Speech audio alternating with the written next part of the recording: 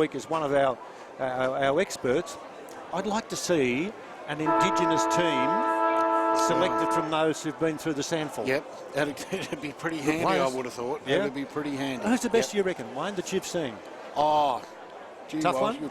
Tough one on that one. There's been quite a few, but I think from what I've seen this year, particularly young Wilson of Norwood, he's a standout for sure. Yeah, look, I think you're right. I think that there's so many, and it's just extraordinary. Now, I was of the opinion that there was going to be a special presentation. That's not the case, but throughout this game that we are going to be broadcasting to you, I'll be throwing in some of the stats of the Indigenous players who have something to do with this game and something to do with football, because they're going to start the game pretty much straight away with thick mizzle. Yeah. It's dirty, Wayne. It's not good. You'll have to run around and keep warm out there at the moment. It's just a little bit of light drizzle and just make it a little bit slippery and more interesting at the start of the game, the first bounce. So, Who'll win? I think Norwood will give it a good crack, but I think Glenelg will win at home. They're pretty hard to beat here, and they had a great game against Eagles last week. Come home strongly just to get over the line. Welcome to our coverage. We love being here. We love enjoying the SANFL statewide Super League competition. Peter Walsh and Wayne Wiedemann will fill the airwaves full of, we're not sure yet, but the first round of something good, hopefully. Put that bottle of green ginger wine away. You won't need that. I'll get into it at quarter torn. It is fresh. It's fresh as Dom Barry, who's a good player. He runs back now, and he and Andrew Bradley stand next to one another as Balderson attempts to win the tap. Can't do so. Knocked across towards Scharenberg. Got the ball clearly. And the Glenelg team go into attack towards the half-forward line where it runs over the boundary line. Good knock on by Scharenberg to Partington. And he's had a good year, Wayne, Partington. He was fantastic last week, 40 touches. Going to be real interesting ruck drill today. Balderstone's clearly won the first two taps. Norwood had first use of it. Ed Smart out. Cody Zeus in after playing a game in the reserves. There's Partington, who's pushed to the ground. No whistle, not necessary. Scharenberg, Barry cuts it off. Didn't go far enough. Good pick up there by Elliot Chalmers into half forward. Slides to McBean, who tried to tap it away. You're in bother, Brad McKenzie. He neatly tapped it away towards the safety of the boundary line. A hand pass there by Hamilton, and it's over the boundary line for a throw. And have you ever had to do that, Wayne? Have you ever played a game in the twos and had to front up and go out? No. Not? I was going to say, like, you could have built that up a bit more, but no, that's all right. Sorry, mate. You should have said I've never played in the twos. Well, I was going to say that, but I have had a few in there, so I couldn't. Okay. Not many. Well, that's funny, because last week in the AFL we saw Travis Boak, who had back spasms just beforehand. Yep. Power Pepper got a game. Didn't do him any good, though, did it? No. He got flicked. I thought he played all right. I thought he was a good contributor for him, unfortunately. 2 18s going for that boundary throw, White and Balderstone. Baldy had to ruck pretty much all of last week, and Brodie Dorr played in the reserves, so Baldy's going to earn his coin today, you'd think. Ball's at centre wing out of side over the shoulder, free kick to Glenelg. It's going to be interesting to see how they operate with the Holden ball decision today, where they let it go a little bit, but certainly got to protect the player that's got his head over it and gets anything high contact.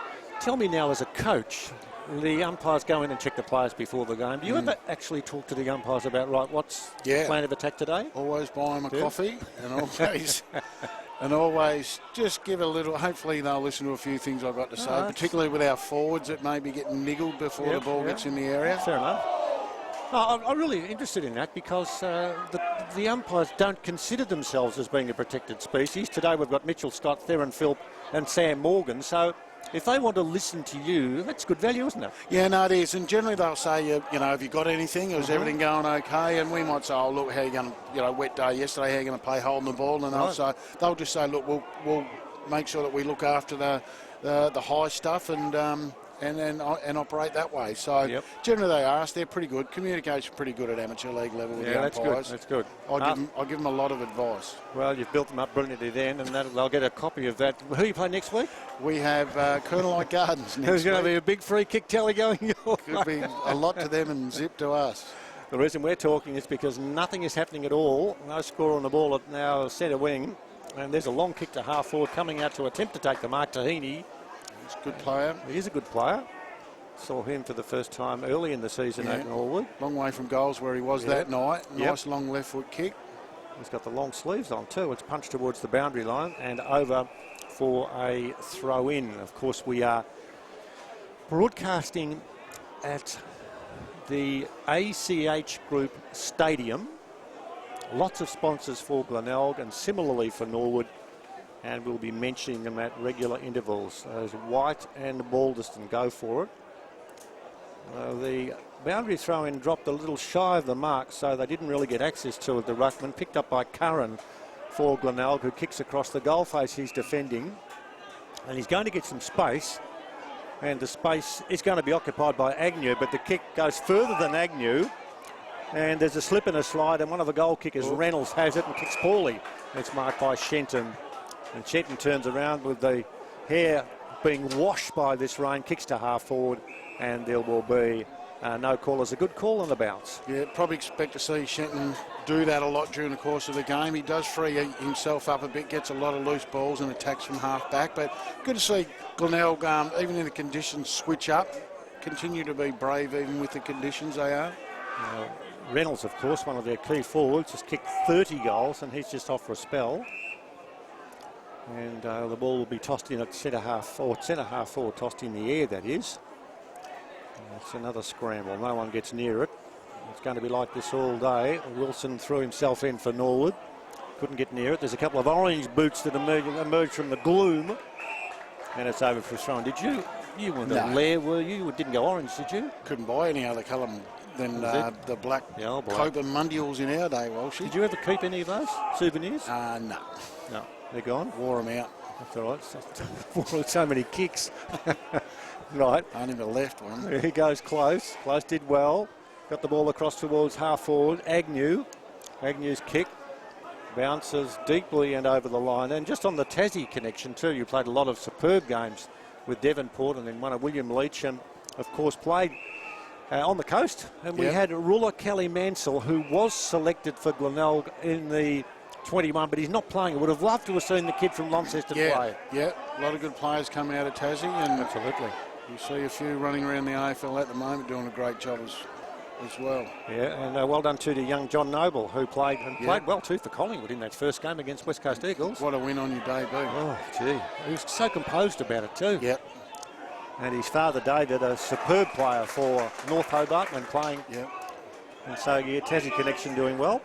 And Glenelg doing well and coming forward. No one has really had a chance for a score. McBean's going to wait for a hand pass, which isn't forthcoming because the kick by Close into the forward pocket, punched away from what looked like a big chance for a mark by Ubergang, but the defence of Norwood was good. He might have had a chance if he put his hands up. Easy to get a spoil away if you attempt to mark on your chest. You see that too often? Yeah, I reckon you do. Yeah, stick your hands up. McBean gets front position from the boundary throw-in away from Balderston. He's looking for a free kick that is not going his way. Kicked off the ground. It'll be taken by Zach Richards, who got rid of it quickly. Griggs there. He was too slow to get rid of it. It bounces back. There's a nice little push. Bode's in there doing the heavy work. Hand pass by Richards of Norwood and over the boundary line. We're going to see a game, I would think, Wayne, where there's going to be a lot of this sort of stuff in front of us. Yeah, it'll be tight and tough in close all day. What's 7.5 minutes gone and no one's troubled the scoreboard yet? No. Repeating, Ed Smart injured in the warm-up and replaced by Cody Zust. There's a chance for Norwood with Anthony Wilson towards half forward. Glenelg with numbers at half back, and they do it quite easily as it's White who kicks the ball from half back, hacked off the ground very well by Scharenberg. That was fair and good. Close range pass, looking for the hand pass. Shenton does well for Norwood. It's a good play, Shenton. He does. He gets a lot of it across half back. That's a great mark too. That's Barry. Gee, what? Push out, what's there? Must have been. Didn't look like it from here, but No. unfortunately, it was a great overhead mark in the conditions. And there's little Jonty Scharenberg. Jonty, of course, another spectacular cricketer. Jonty Rhodes. Yes. Yep. We won't talk about the cricket because we're not in the final. Not interested anymore. Lost interest completely. Yep. But still, all we can do is say well done to Alex Carey for a spectacular performance in the tournament. He's been awesome, yeah. Hasn't he been good? And the Ashes start in, I think it's 15 days. Yeah, it's unreal, isn't it? Here's White, who marks at half-back.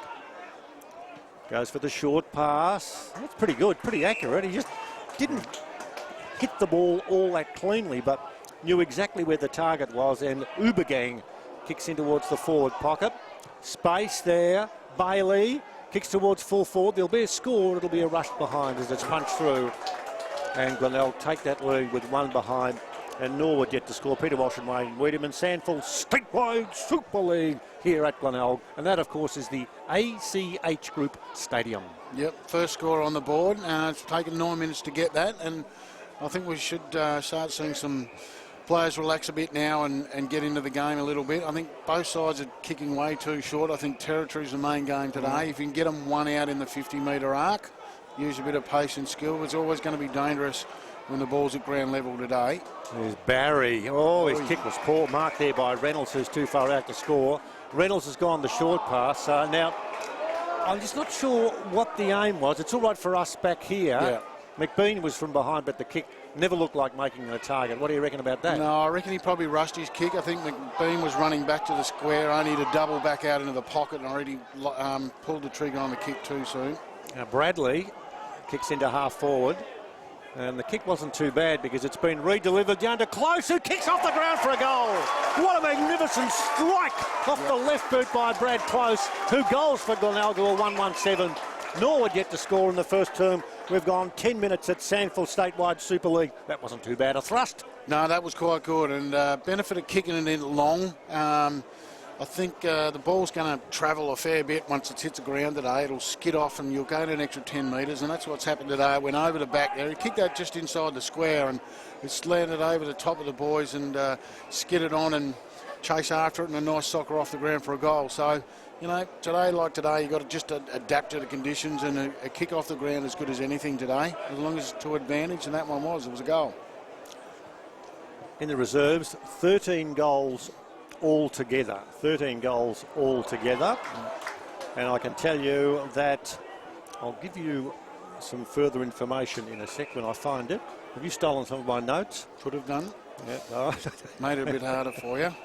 It's a little bit hard, but no, look, I'm confident. I'm confident that I will gather the information which I just have done. The first goal coming the way of Glenelg, and the sponsor is Bone Timber, providing quality timber since 1919, a 5th generation family business. So Bone Timber, thank you for your support, and the first goal, and they get the plug too, and they get plenty during the day. Yep, and former Crows and Glenelg footy player in Mark Visca works at Bone Timber. Does he? Yep. Hasn't been there since 1919, I'll bet. Right.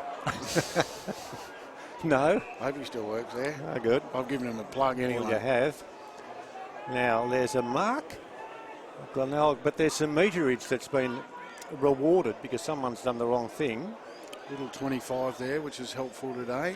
Yep, and Brad McCarthy is the player. Oh, kick poorly, picked up by Zoost. He shoots for goal, and it's just offline and through for a behind. Norwood's first score coming after 12 minutes of this first quarter here at the ACM Group Stadium. And gee, it's a good place. You go downstairs and they're buzzing down there. Lovely. Counter meals for everyone. And it's all good. Good setup. There it is, yeah. Thirsting for something that is better than just finishing in the finals. When you start to get a feel, the supporters forget about just being in the finals. They want the real deal. They do, yep. Ball tossed in the air. I mentioned the umpire, Scott, Philp and Morgan, close to the boundary line. Is it being kept in? None, does well. Quick kick, goes in towards full forward, hand pass. Here he goes, number 41 on the move. Cam Tahini on the left boot. He kicks a goal and Norwood level the scores. He was quick to move and he has posted the first goal for the Redlegs. coming at the 13-minute mark. 117 plays 117. Yeah, good kick by Nunn. Just nothing fancy about it. Just get it deep into your forward line. And one thing that all forward line players got to do today is play in front. Norwood player took it on the first get and dished off nicely to Taherney. Was running probably on the wrong side, left foot side, but he was able to check it through the goals. And we see him playing out of the goal square a lot. We've seen him at Norwood Oval when he kicked 5, I think, this night, and led very strongly and kicked very truly that night. So he's a good size too. I think he's 189 or 190 centimetres and moves very well. Good pace. Very good. And, you know, it wasn't all that, I suppose you're running into an open goal, but a left footer was running in and he was sort of, the angle was acute. Yeah, you can easily muck that up. Yeah, well, he didn't do that. He got it through and Norwood get that response. I'll just see if I can flick back and find, because I don't think we'd seen him before that night. No, Ricky debuted that night. I think we did. Just hang on a minute. You're providing no help at all, but that's okay. I'll just keep looking here. Here, you get 3 goals in round 4 in the match against the Magpies. Yep. And Norwood won 20 goals 8 to the Magpies 14-10. I tell you what, there's just so much to talk about now. We'll stay with this game, but who's doing what, and can Norwood find the form that they had at the start of the competition? Can Glenelg maintain the rage? Can they do that? I don't know. There's just so much to look forward to in this very even competition, a competition where we've got Adelaide, Glenelg, the Magpies, Sturton, South Adelaide in the top 5, but they won't all be there at the end of the minor rounds. No. There's a lot of games to go and a lot of changes to be made on that ladder too. So it's going to be who wants to, consolidate, string a few wins together, particularly over the next 5 or 6 weeks. Very true. Now, in defence for Norwood, at centre half-back, Mitch Wilkins kicks very well into the middle, marked by Bampton. Bampton's kicking Taherney, who's found some space. Now we can swing. Is he going to swing? No, he's not. He's gone the hand pass. Giorgio's down there. Saw him kick a goal one day. I think he's only kicked one in statewide towards the boundary line. And he'd be disappointed if the ball is kicked back to a 2-on-1 play. Close to going over the boundary line. Shenton's in there. There's a scramble. And it'll be a let's do it again. Now, I know that the first goal for Glenelg we've plugged. And why not give Norwood their first goal too, their first goal scorer? Is Veolia is rethinking sustainability. Yes, recycling. There you go. So when you take out your stubbies or whatever and put them in the rubbish bin, all that sort of stuff. Veolia is one of the sponsors of Norwood as McBean runs forward at centre half forward. He's got it. He gets away from... No, he doesn't. Shenton's tackle is magnificent. The only reason he didn't get a free kick was because they stepped over the white line for a throw-in. Pretty much, because McBean had a couple of yards on him and took the ball the first time, but Shenton... a quality player for Norwood. He's ever reliable. He's wrapped him up in a tackle, forced out of bounds for a throw-in. Looking very dangerous. McBean could have run into open goal. 36 goals, 11. We saw him kick 9 goals down here. And at the end of the day, we were saying, who is this guy? Yeah. And then just before siren time when he kicked 9, you wanted him to kick another one. Yeah. Close game here. Close, all right. The score's a level. That's how close it is. Jesse White at centre wing. A good game so far. Yes, so far. Influenced? McBean, no, not quite. Hand pass out towards, I think for the first time for the day, I've called our guy out there in Lewis Johnston, and it's a boundary throw in. He's been quiet. Been impressed with Jesse White so far. He's been in some good spots and used the ball every time. Do you like these conditions, Wayne, as a player? Yeah, brought him back to my pace. I didn't mind the slower conditions, ball being a bit heavy. You had to win your own ball in days like today. And the address to the players before a day where these conditions are like this, do you have to change your message very much? Yeah, not a lot. It's just simple. Yep, don't overcomplicate it. Yeah. You really don't want a chain of handballs. You want to get it on the boot pretty much straight away and expect the ball to come to you from wherever you are on the ground, particularly around a stoppage. Get it quick. You've got to be ready for it to come at you. Well, here's Taherney, who can't get some space. He got tackled, and he gets the ball again, and he gets a hand pass again. And running past it was Richards, who races back in. Wilson's there. The hand pass will come. Glenelg will clear, and the player that was going to be on the end of that very good kick was Bailey.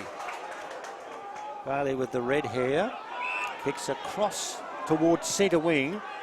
And the kick was well weighted to Scharenberg, who slams the ball down the ground. Now, Scharenberg, how much credit do you have to give to a player who takes control of the ball? And there were leads coming from all over the shop, and the best lead came from Matt Ubergang. And split 3 Norwood players as well. It was a beautiful kick. He knew where he had to sit it.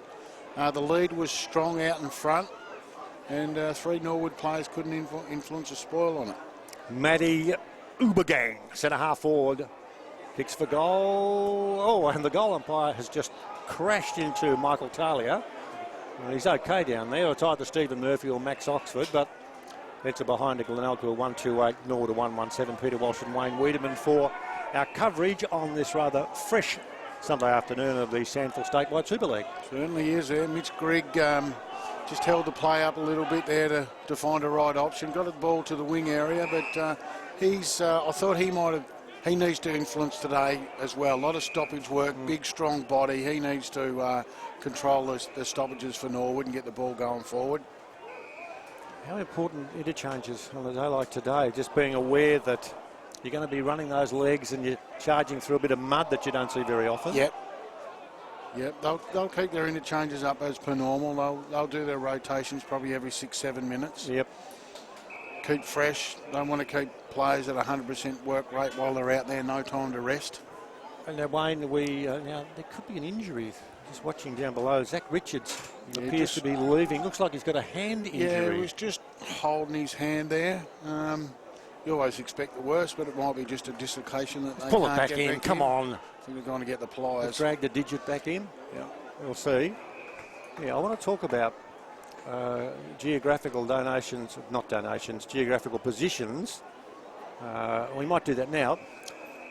We see a lot of the AFL coaches go to the boundary now for coaching or close. Yeah. Have you changed at all and where you are? Do you prefer to coach from the boundary? We can only coach from the boundary. That's it. So we don't have... So you can't go into the stand at all? We could at Walkerville, but you're sitting with everyone in the crowd, so we don't have a coach's box or anything, so all our coaching's done from the boundary. Okay, Johnston's kicked to full forward. Barry can't mark. Hand pass was all right.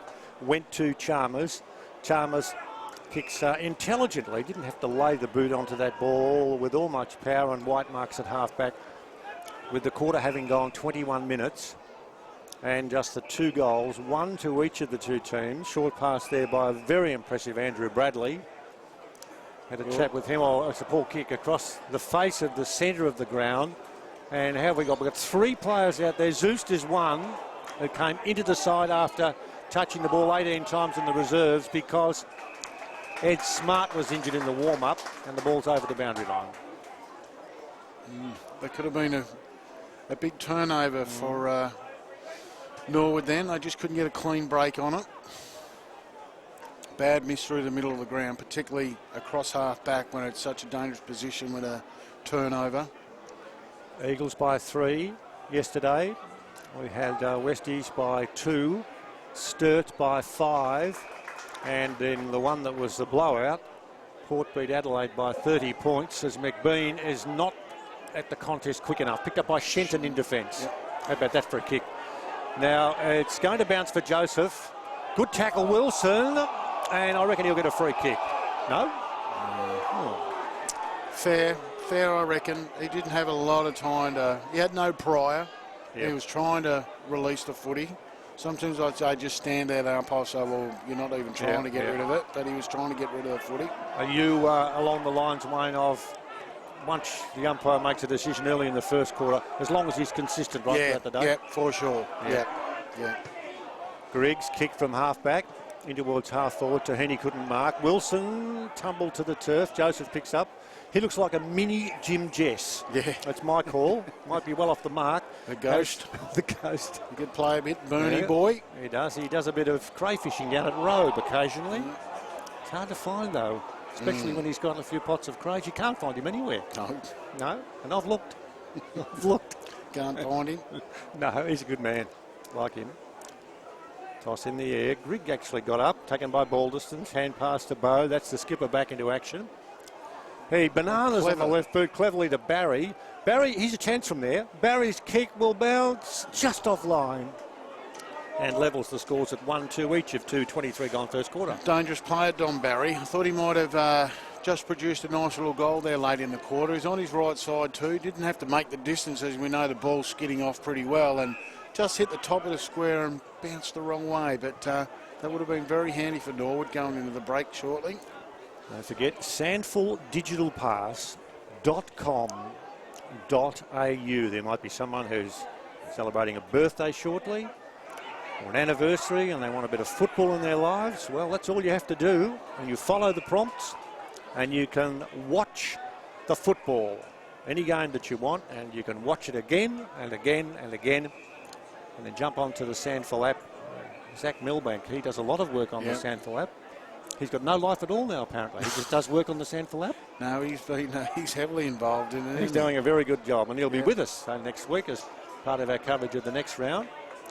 And you get all the details too on all the scores, and that's what we want as we see the ball at centre wing, and just a little bit of argy-bargy out there with the last man to get to his feet there is, let me see, I reckon that might be, if we look, I reckon that's Dylan Stevens, number 32 out there. Yeah, another scramble, and yeah.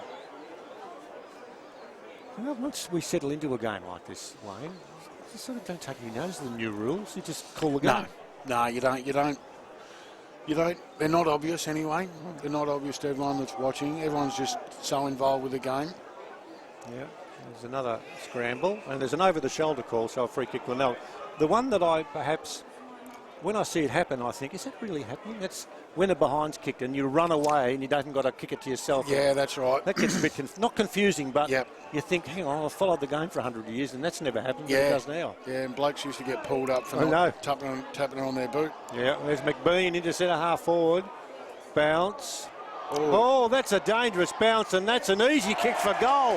What happened down there? Tom Schott says, it's not my birthday, I don't need a digital pass, but here's my present. Hand pass errant, goal accurate. Glenelg 2-2-14, Norwood 1-2-8. Well, he didn't even do anything except nothing, and got in the right spot and received a handball and nice round the corner kick for goal. Norwood would be disappointed with that. Jared Coleman look at that and go, what are you blokes doing down there? Had a clear win and possession of the ball and couldn't mop it up 3 against 2. It was poor decision making there, particularly late in the quarter where you don't want any junk goals. And Glenelg have got one just purely from simple sloppy work. So disappointing there. And the other thing too, Wayne, well, I won't talk about it now because Norwood in attack through Panos, who belts the ball in towards full forward. Nunn races after it, has it. Now he can go short if he wants to, but he's overcooked it. Bradley does the tapping away. Still at centre half forward, Wilson there. Bradley goes back in for Glenelg. Gets rid of it well. Knocked the ball away towards Curran. Curran back towards centre wing, and it's over for a throw-in. Just on the goal kick by Schott, he got the ball, I think. He thought, well, there's no one going to tackle me. I can take a bit of time, and he kicked an easy goal. Yep.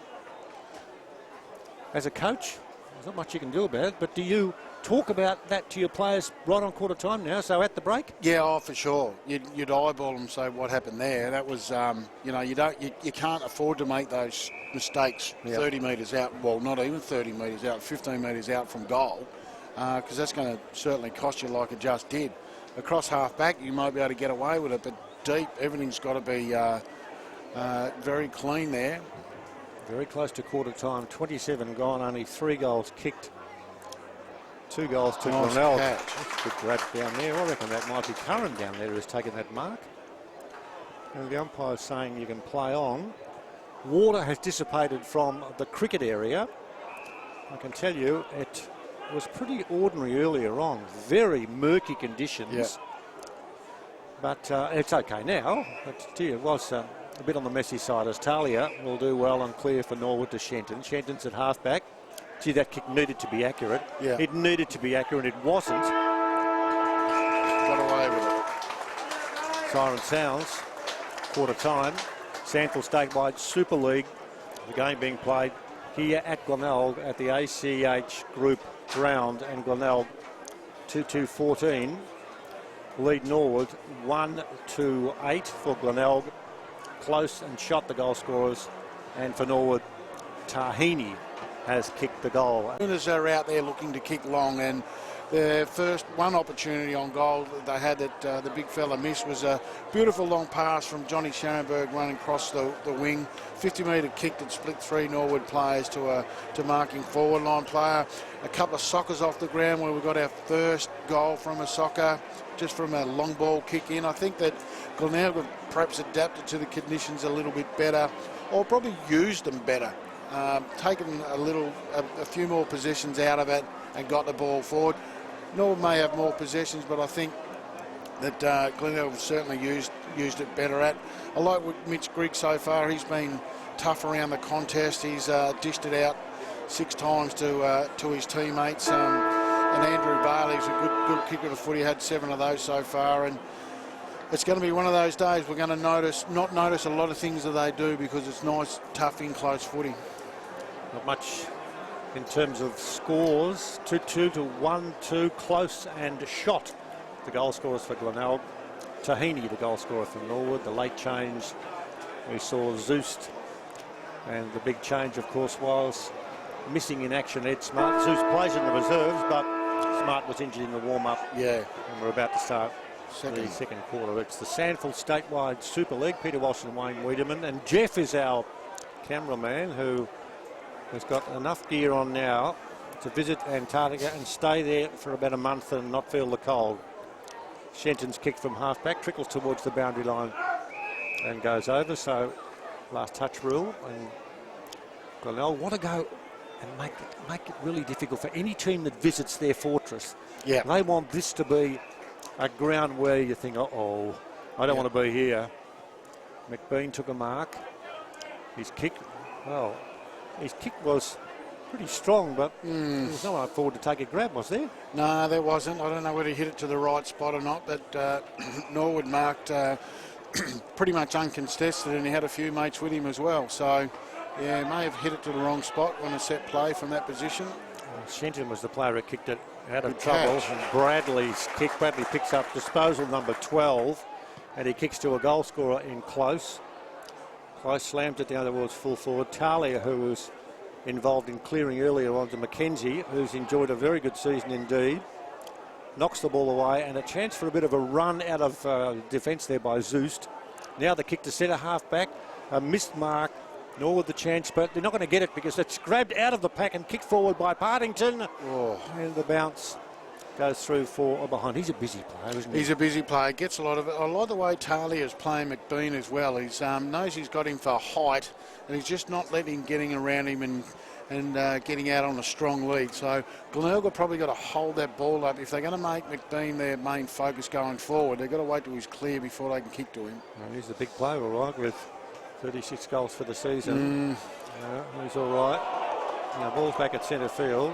White's taken to ground, but over the shoulder, the umpire says it's Jesse White, who sort of creeps under the radar because he's got such a significant background in the AFL, but he's pretty steady this year. I think he's been really good today, particularly for a big man. He's taken a few good marks overhead, and his disposable by foot has been pretty good as well. So I think he's having a pretty good day.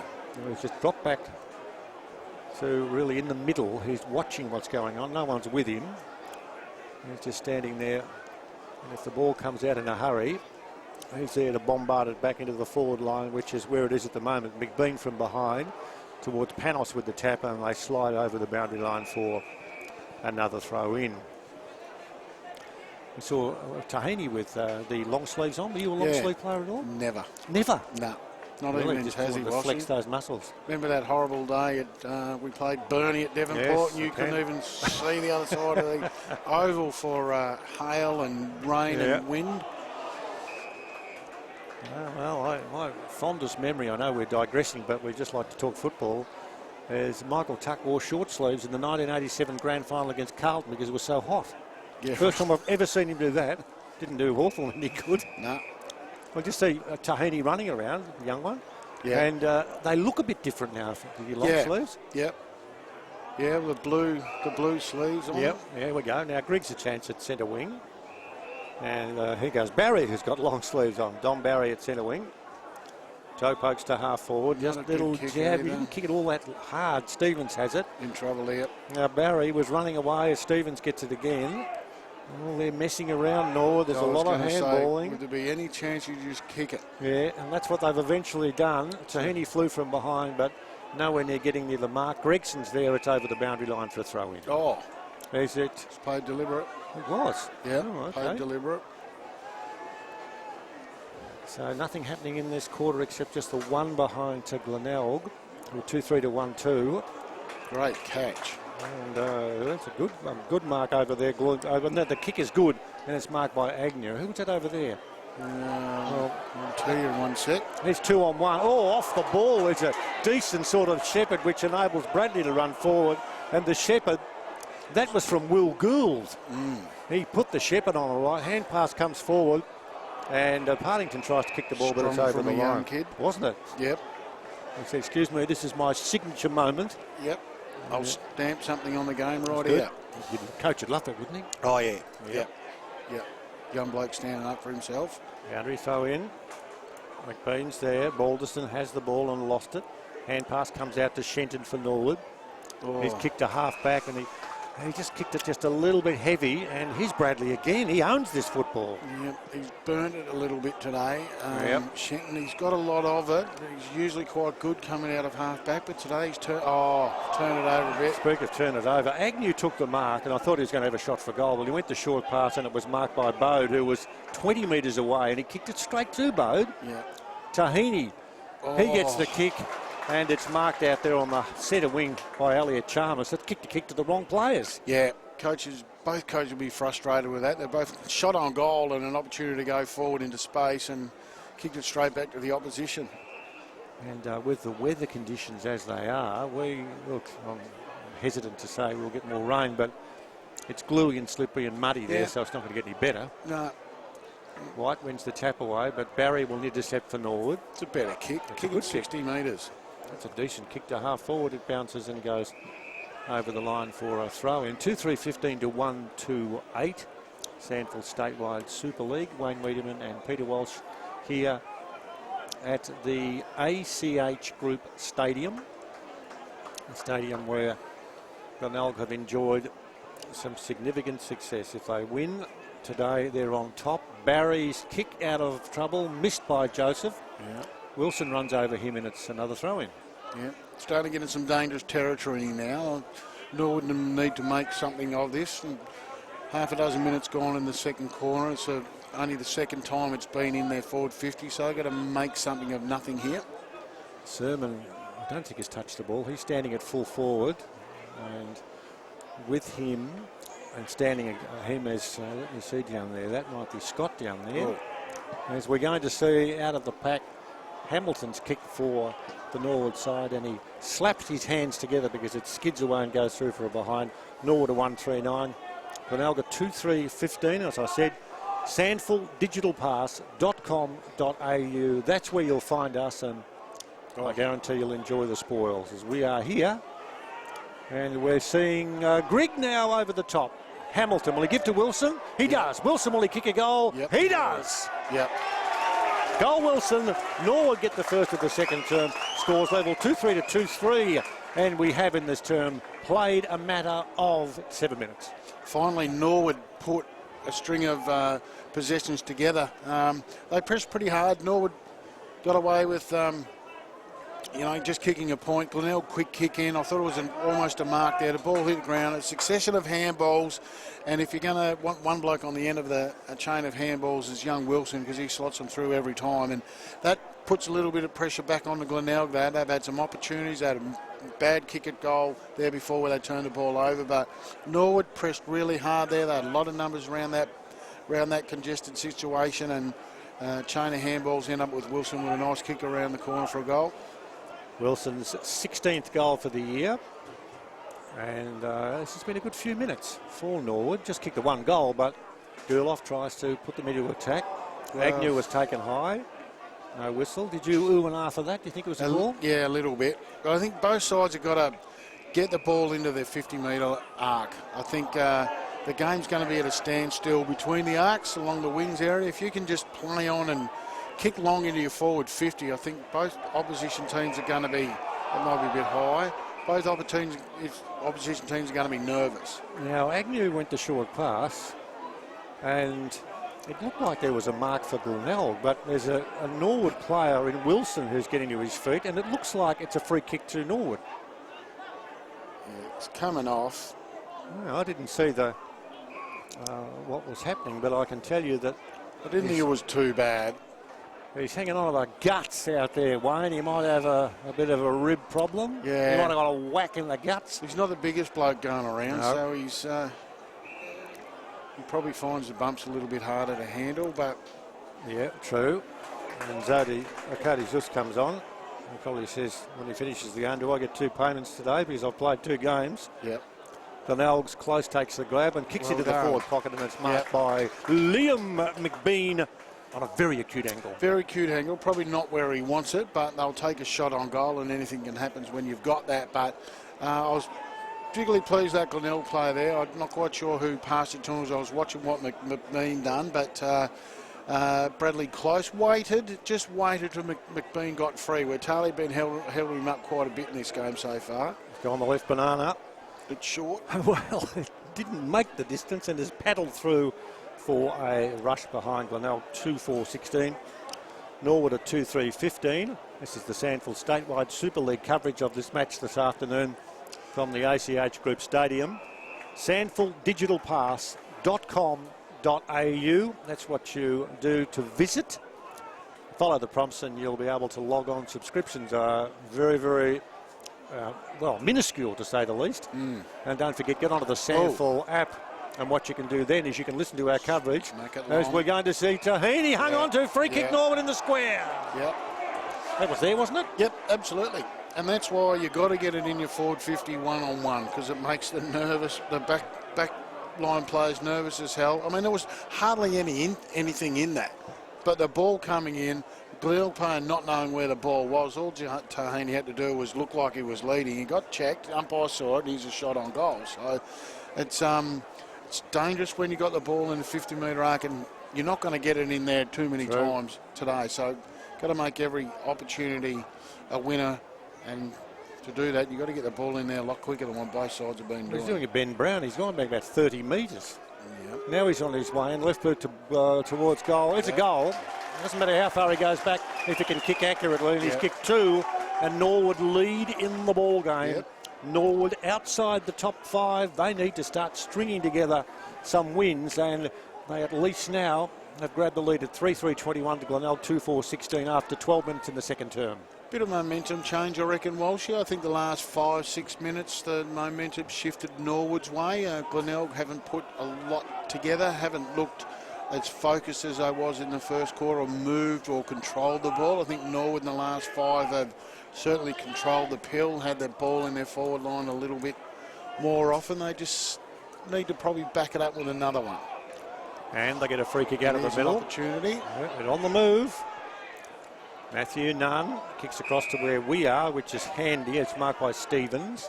Stevens on the left foot towards half forward. Yeah, and he hasn't got the ball a lot, but he's starting to show something. Johnston long in towards full forward. Nice catch. Is there a grab down there in the middle of the pack? Yeah. There's players in arms, and that's taken by number 5 down there, and Curran, who goes the short pass, and now it's shot from centre half back to find White, who takes the grab. Starting to develop this game. White's kick towards half forward. McBean late at the contest, almost spoiled his teammate. It'll be hand passed out towards Scharenberg. He goes backwards, and it's marked by Partington. Umpire says you've played on, you're off the mark. This is going to have to be precise. It needed to be. Mark was taken, hand pass was on McCarthy. That was good play there by Chalmers. In towards full forward. There is a free kick to Glenelg.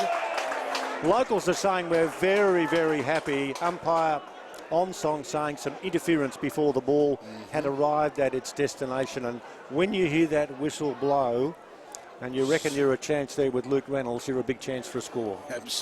Absolutely. And the last 2 shots and goals has been from long entries inside the 50-metre arc. So Luke Reynolds, another player who's done well with the boot this year. He's kicked 30 goals before this kick. He's now kicked 31. goal. Glenelg, who answered quickly, and we wanted a close game. We did. And we're getting it 3-4 to 3-3. Yeah. Glenelg by a point. 14 gone in the term in the SANFL statewide Super League game here at the ACH Group Stadium. Good work by Glenelg there. Well done by Partington too. Just took the opportunity to go back in the middle of the ground. The kick had to be good, and it was. Bad turnover there if he did. There was a few Norwood players around him, but precision kick inside just opened up the whole field again. Long kick to the forward pocket, and we see a free kick paid to the Glenelg player in Reynolds and kick a goal. So the last two goals from either team been put on by massive pressure, kicking it long into the forward line. Stats very, very even too. We'll have a look at those in a moment. As we see Motlop kick the ball down the ground, close runs past it. Oh, McBean, was he taken high? No. Here comes Reynolds for 2 in a row from the angle. He misses. Not by much, but through for a behind. 3-5-23 to 3-3-21. I think he was taken high. Yep. I think we saw it. I don't think the umpy saw it. We've got some match stats which show that despite the fact that Glenelg have inched their way to the lead, there's some pretty reasonable stats showing that Norwood have had a fair amount of the ball inside 50s, 23 to 20. Yeah. Anyway, look, I won't do all those now because we're calling the game, but we'll pull them to pieces at halftime after we see the results of some highlights from last week, as we see a mark to Glenelg in that forward pocket. I think down there is little Agnew. A few of those. Well, the interesting stat for me there, Walsh, is that Norwood's had 17 more marks than Glenelg, and that's evident what happened in the first quarter when they just wanted to chip it around instead of going long. Yep, Agnew's kicked a full forward. Oh, here we go. Partington, not Partington, that's Reynolds. Up in the air, up in the air, up in the air. McBean almost tried to take the grab. It's only 5-6 metres away from the goal mouth, but Norwood's clearance will be all right towards the half-back line. And it's a good grab there by Zoost, who's out there. His kick, and they're starting to look at some run. A bit slow out there. Charging after the ball was proud there for Glenelg, but it bounces away and goes over. Needed to do more with that kick. Needed at least keep it in play. Yep. Now there's Gregson, who marks in the middle for Glenelg. Now he hesitates, so Norwood flooding back and doing the job well there as Gregson's kick is long in towards the forward pocket. Close there. Busy play down there by Bailey. He's going to second effort Bailey, second effort, third effort Bailey, if you don't mind. He said, let me at him, I'll get him, and he'll kick one. That was a super solo effort. Glenelg get their fourth, 4-5-29 to Norwood, 3-3-21. He wasn't going to let that one slip by. No, he wasn't. Close to goal. He found an extra bit of hunger to get on the end of that, his first attempt. And McBean did well to stay upright in the contest too and not go to ground. Ended up tapping it out to his advantage of Bailey, and nice snap round the corner or across his body for a goal. And two in a row for Glenelg now. And just when it looked like Norwood had a little bit of momentum, Glenelg have hit back with two quick goals, and a nice little 8-point lead late in the, middle of the way through the second quarter. Yep, true. Have a look at some forward planning in a sec, but we'll wait for out of the middle Scharenberg. Knocked on, chasing the ball hard as Snook. Now it's to Panos. Haven't called Panos very often. No. That's not bad. That slippery hand pass across his body to Stevens. Stevens into the forward pocket. Now that's not bad because there wasn't any need for Bampton to break stride, and he took the mark in the right forward pocket. It was a nice kick, a nice overhead mark too under pressure. Be nice him to finish off with a goal here. He kicks the ball a long way, this bloke. He does. He's generally a good kicker of the footy as well. So this is not a hard kick either. Peter Bampton, this for a response that is needed by Norwood. He's going to curl it back to the right of the big white stick, through for behind to Norwood. We go to 3-4-22, Glenelg 4-5-29. Down the track, Norwood south, north, Sturt, centrals and west. Glenelg, not easy, Port, Adelaide, north, west and Sturt. We start to now ponder the 9th month of each year, because that's when the F word floats past Wayne Wiedemann. Well, Norwood need to win this to keep it alive a bit. Do they what? Tight game. A tight game in the reserves. And repeating that score in the reserves, Norwood, there were 5 goals down at one stage, kicked 7 of the last 8, and won 7-6-48 to Glenelg 6-9-45. Have a good chat to Kimmy Costa, who's down there with his young lad Jed, watching Josh play in the reserves. Be quiet. He's a good man, we like him. Short pass to centre wing, and Glenelg will start some momentum, shot, feigned with the hand pass, and then it's nice. Kicked. Well, did pretty well, you know, but he's under pressure. Yeah. Kicked well. Yeah, so a mark taken there by Curran. Curran's kicked to centre half forward. Now there's a whistle beforehand. Yes, there was. McBean held again. Yep. And so he didn't take the mark, but he will get the free kick directly in front. Yeah, that Norwood player there was standing there. McBean probably could have just waited because it was going to, or not lead because he was going to be all over it and take it anyway, but McBean was trying to get free. Talia was hanging on to him, the umpire saw that. Talia's done a good job on McBean, but the last sort of 10 minutes, he's just got to let him get away in him a couple of times. He started to look dangerous, McBean. 36 goals to his credit. McBean in. Kicks accurately. Glenelg the last 3. And Liam McBean, he has kicked his first goal. And Glenelg 5-5-35 to Norwood, who are 3-4-22. That's on the ACH Group Stadium scoreboard. Help me with this one. McBean was away and had a gap year. Right. Now, so do any of your players from your club have gap years? No, I don't think they do. They have gap weeks. They go missing every now and again. We're getting closer to the truth on that one, aren't we? Holidays, and they just take off for a little while. Might go to Bali for a couple of weeks, uni holidays. No worries, we'll battle on. Good. No, it's quite extraordinary. You see, well, good on them if you want to go away overseas and all that. But super commitment. Yeah, that's it. He's kicked towards half forward. And now Bampton's going to run for it. No, kick into full forward. Proud there and takes the grab and then falls over. But he'll get time to makes our coach's job so much easier, Walshy. Yeah, well, you know, we're professional outfit 5 days a week down there. Someone came to you and said, hey, boss, I'm going to have a gap year. I'll see you in 12 months. You'd say, there's the door and it's still revolving. Exactly. Yeah, we won't go with that, but it's a long season, but surely it's a commitment at the start of the year, and that's it. Pretty much. We only asking for 19 weeks because we have the bye in June. Just 19 weeks, and then you can do whatever you like for 3 months. Well, it's a game that we love to promote. This is a tight one. Glenelg kicking the last 3 goals after Norwood hit the front. Balderston got a hand pass to Barry. Barry's kicked to half forward. Now Wilson's quick, but he's not going to be quick enough there for Joseph Fuchs. Hand pass was poor. Now Wilson's quick. Now Wilson kicks for goal, and he just misses. It was curving back. Was looking good there for a long time. What? Isn't he quick? 3-5 to 5-5. He went off 5 minutes ago. I'd probably be winded, I reckon, in the tackle. He was sort of holding his ribs a little bit. I reckon he's winded and he's come back on. He's lost none of the pace he had before he went off. And one bloke you like to get on the end of the footy around goals is that boy. Teddy Whitten used to say when the bloke got one in the middle, he'd say, you're going to cop it in the guts, but you're going to get back there and have a go. Yeah. Barry to Wilson. Wilson doesn't like the left boot, likes the right boot, and likes Tahini. And he hits him on the button. Yeah. How good was that? Yep, you don't need... He doesn't waste too much. Wilson doesn't waste too much ball.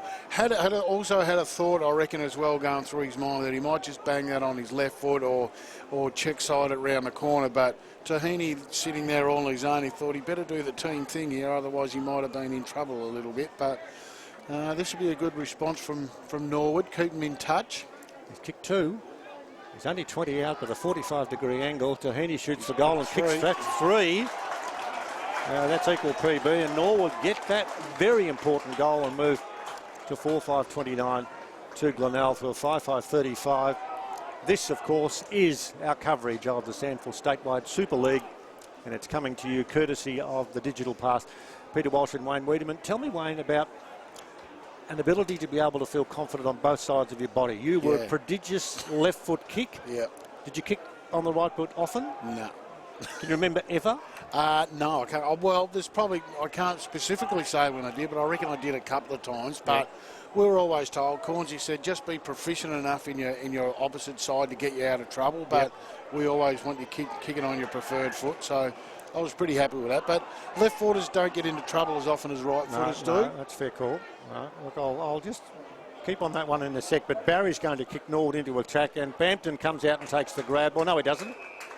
It bounced off his tummy. Don Barry, very dominant left foot. Absolutely. But the reason I asked that is Wilson there was breaking, and then you thought, is he going to boot on the left or not? Yep. And he didn't. He didn't. I reckon he was. I reckon he was trying to line up the check-sided across his boot. On his right across foot. his boot. Yeah.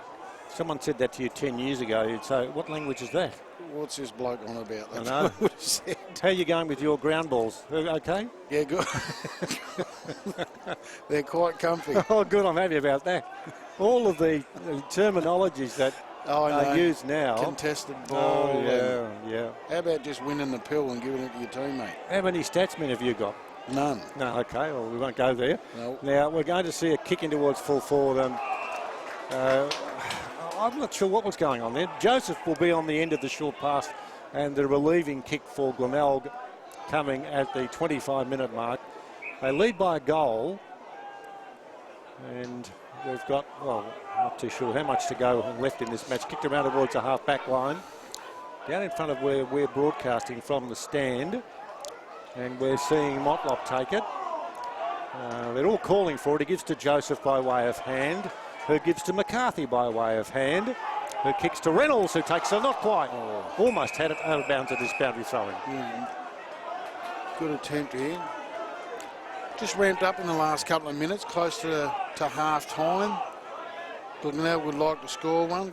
Norwood would like to get one back to be pretty much level pegging going into half-time. Throw in. Oh, Baldy takes it out of boundary. Strong. Throw in. Kicks to Bampton. He's got metres on Gould, who chases. Hand pass will come to Tahini through his legs. He's been playing 10-pin bowling. That cleaned him up.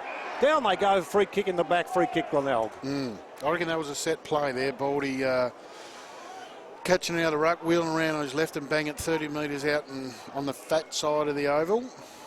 Curran did well.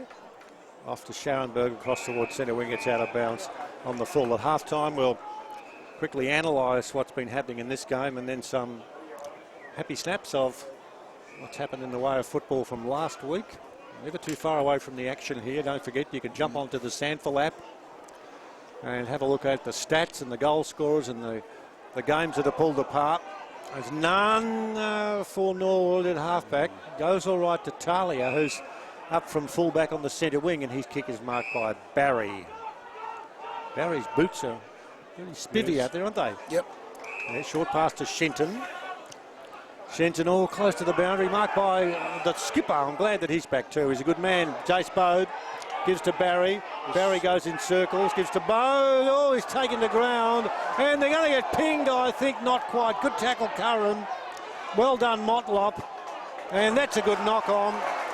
Bradley kicks in towards the centre of the ground. Reynolds marks, he turns. Who's swarming? Who have you spotted? Anyone? White.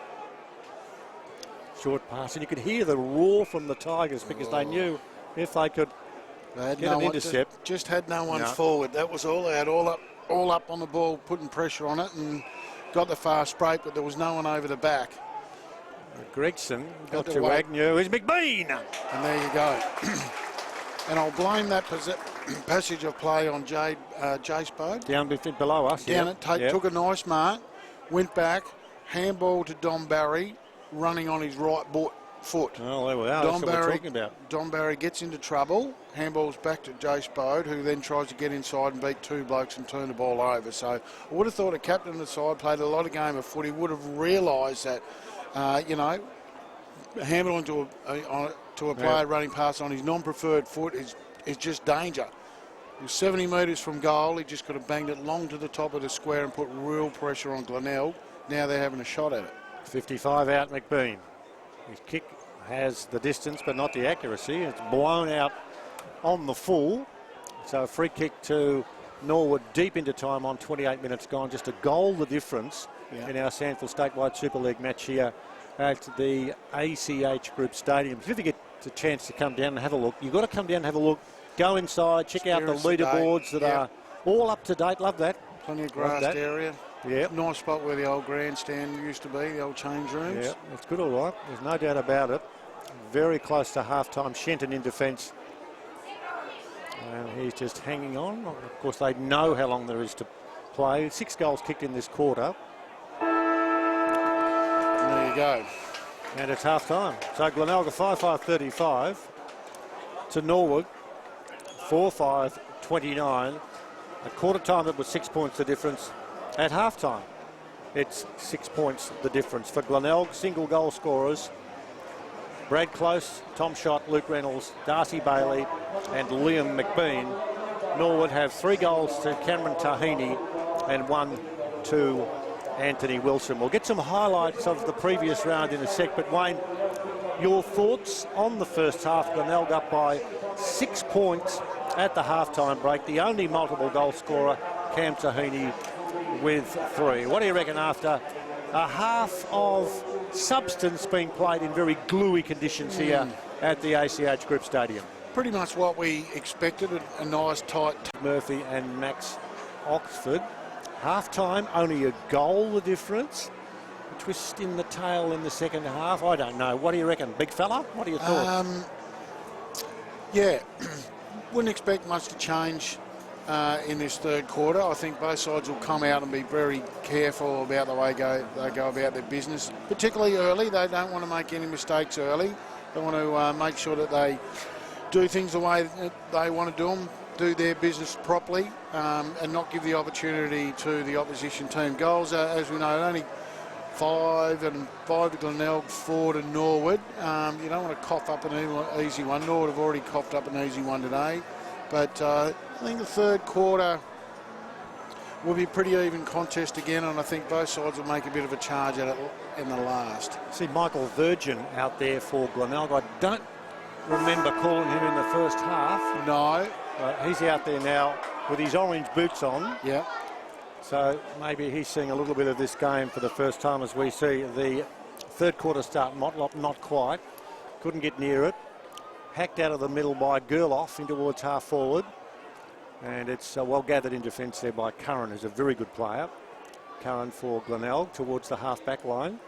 The ball is sticky, it's muddy, and we're going to see a toss in the air at the start of this all-important third quarter. Yep.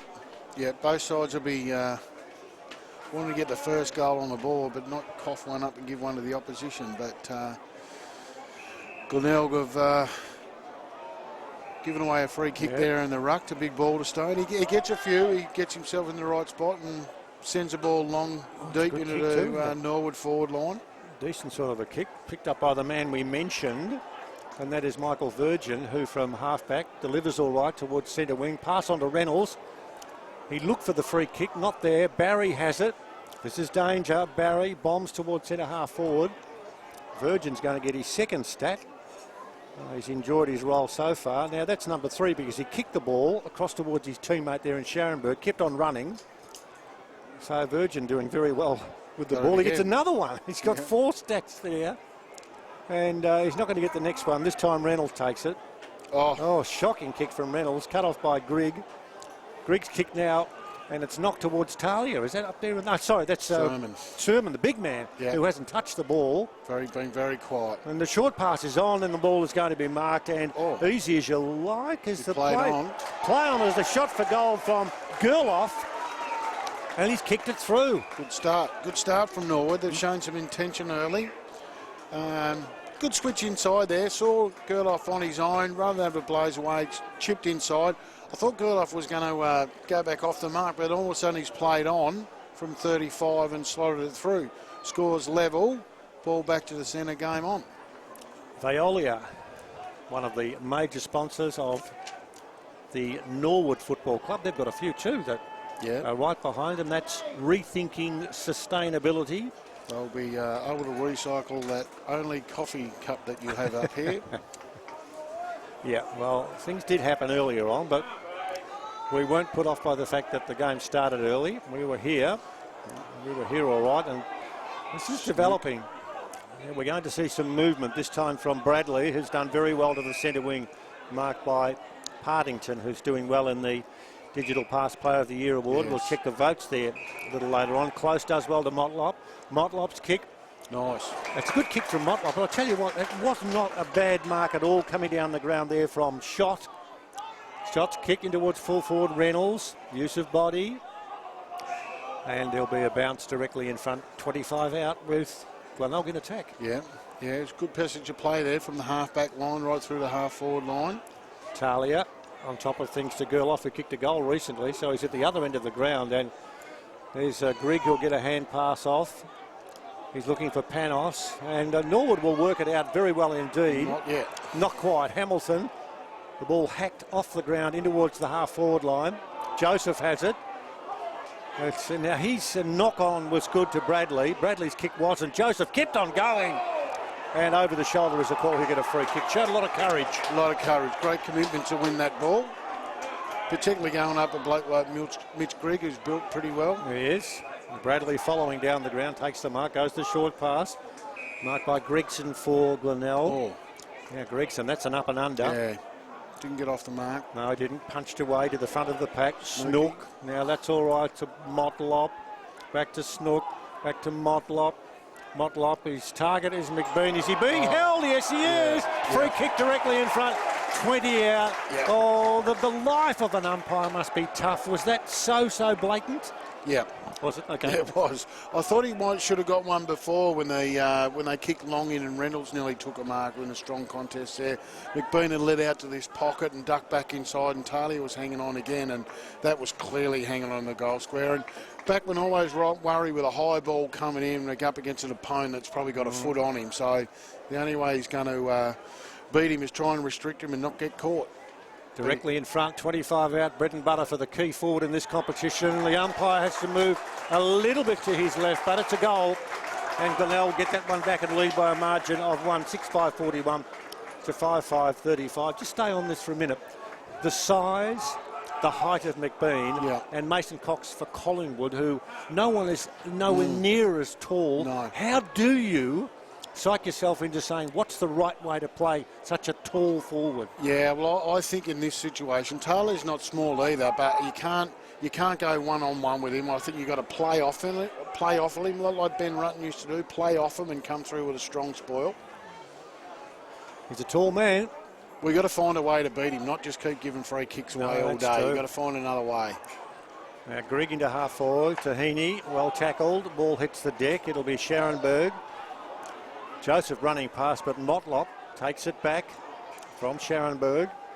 And his kick is long and strong towards the centre wing outer side where Gregson has it for Glenelg. Spins around. Oh, his kick, he's overcooked it. He was looking for Snook, but he had too much on it. Balderson's there. Snook went and did some very good work there, didn't he? Great hands, cut off, intercepted it and won the possession and gave it back to his teammate. McCarthy's kick long in towards the half-forward line. It skids and will go over the boundary line for a throw-in in a tight game, 6-5-41 to 5-5-35. Third quarter action, the ACH Group Stadium here at Glenelg. This is the statewide Super League. You groaned then when I was reading a bit of publicity splurge. What did you groan for? Yeah, so it was a bad kick from the Norwood player. It went straight to the Glenelg player who then ran over the top of it and the ball ran out of bounds, but Norwood get it back. So it was a comedy of errors there. Now, I'm going for the BIG question shortly to you as McBean is down there in the forward line. Close does well, gets it across towards teammate Partington. Into full forward, is it going to go through? It is! Oh, you little sneak! He crept forward, kicked the goal. 2 in a row for Glenelg, who get just a little bit of a buffer. 7-5-47 to 5-5-35. Very handy player, Luke Partington. Dangerous with a pill. It wasn't a great kick, but had enough to get close to the line, and for once the ball bounced truly and went through. Nice little buffer now for Glenelg, 2 goals in front. Started this quarter well, particularly after Norwood got the first goal of the quarter. Glenelg have bounced back pretty well and got them the last 2. I was going to ask you a very deep question, but I forgot. I was ready for it, but I loaded but didn't fire the shot. No. It'll happen, as will the boot of Matthew Nunn in towards the half-forward line. And here's our mate. Is he BOG, Michael Virgin? He's doing well. Ex-North Adelaide. He's doing very well. His kick across the ground. Didn't have to be spot on. I think that's Agnew out there who takes the grab for Glenelg. And got it again. And Virgin, who could be creating some sort of record. I know you'll have that stat ready for us when we call it. Oh, he's about to get... Well, he doesn't have to be involved now as we see Glenelg go forward to the half-forward line. Close marks, hand pass, White in the middle. Has time to steady, has time to kick. McBean! Beautiful bit of play. Is it too simple for me to say this?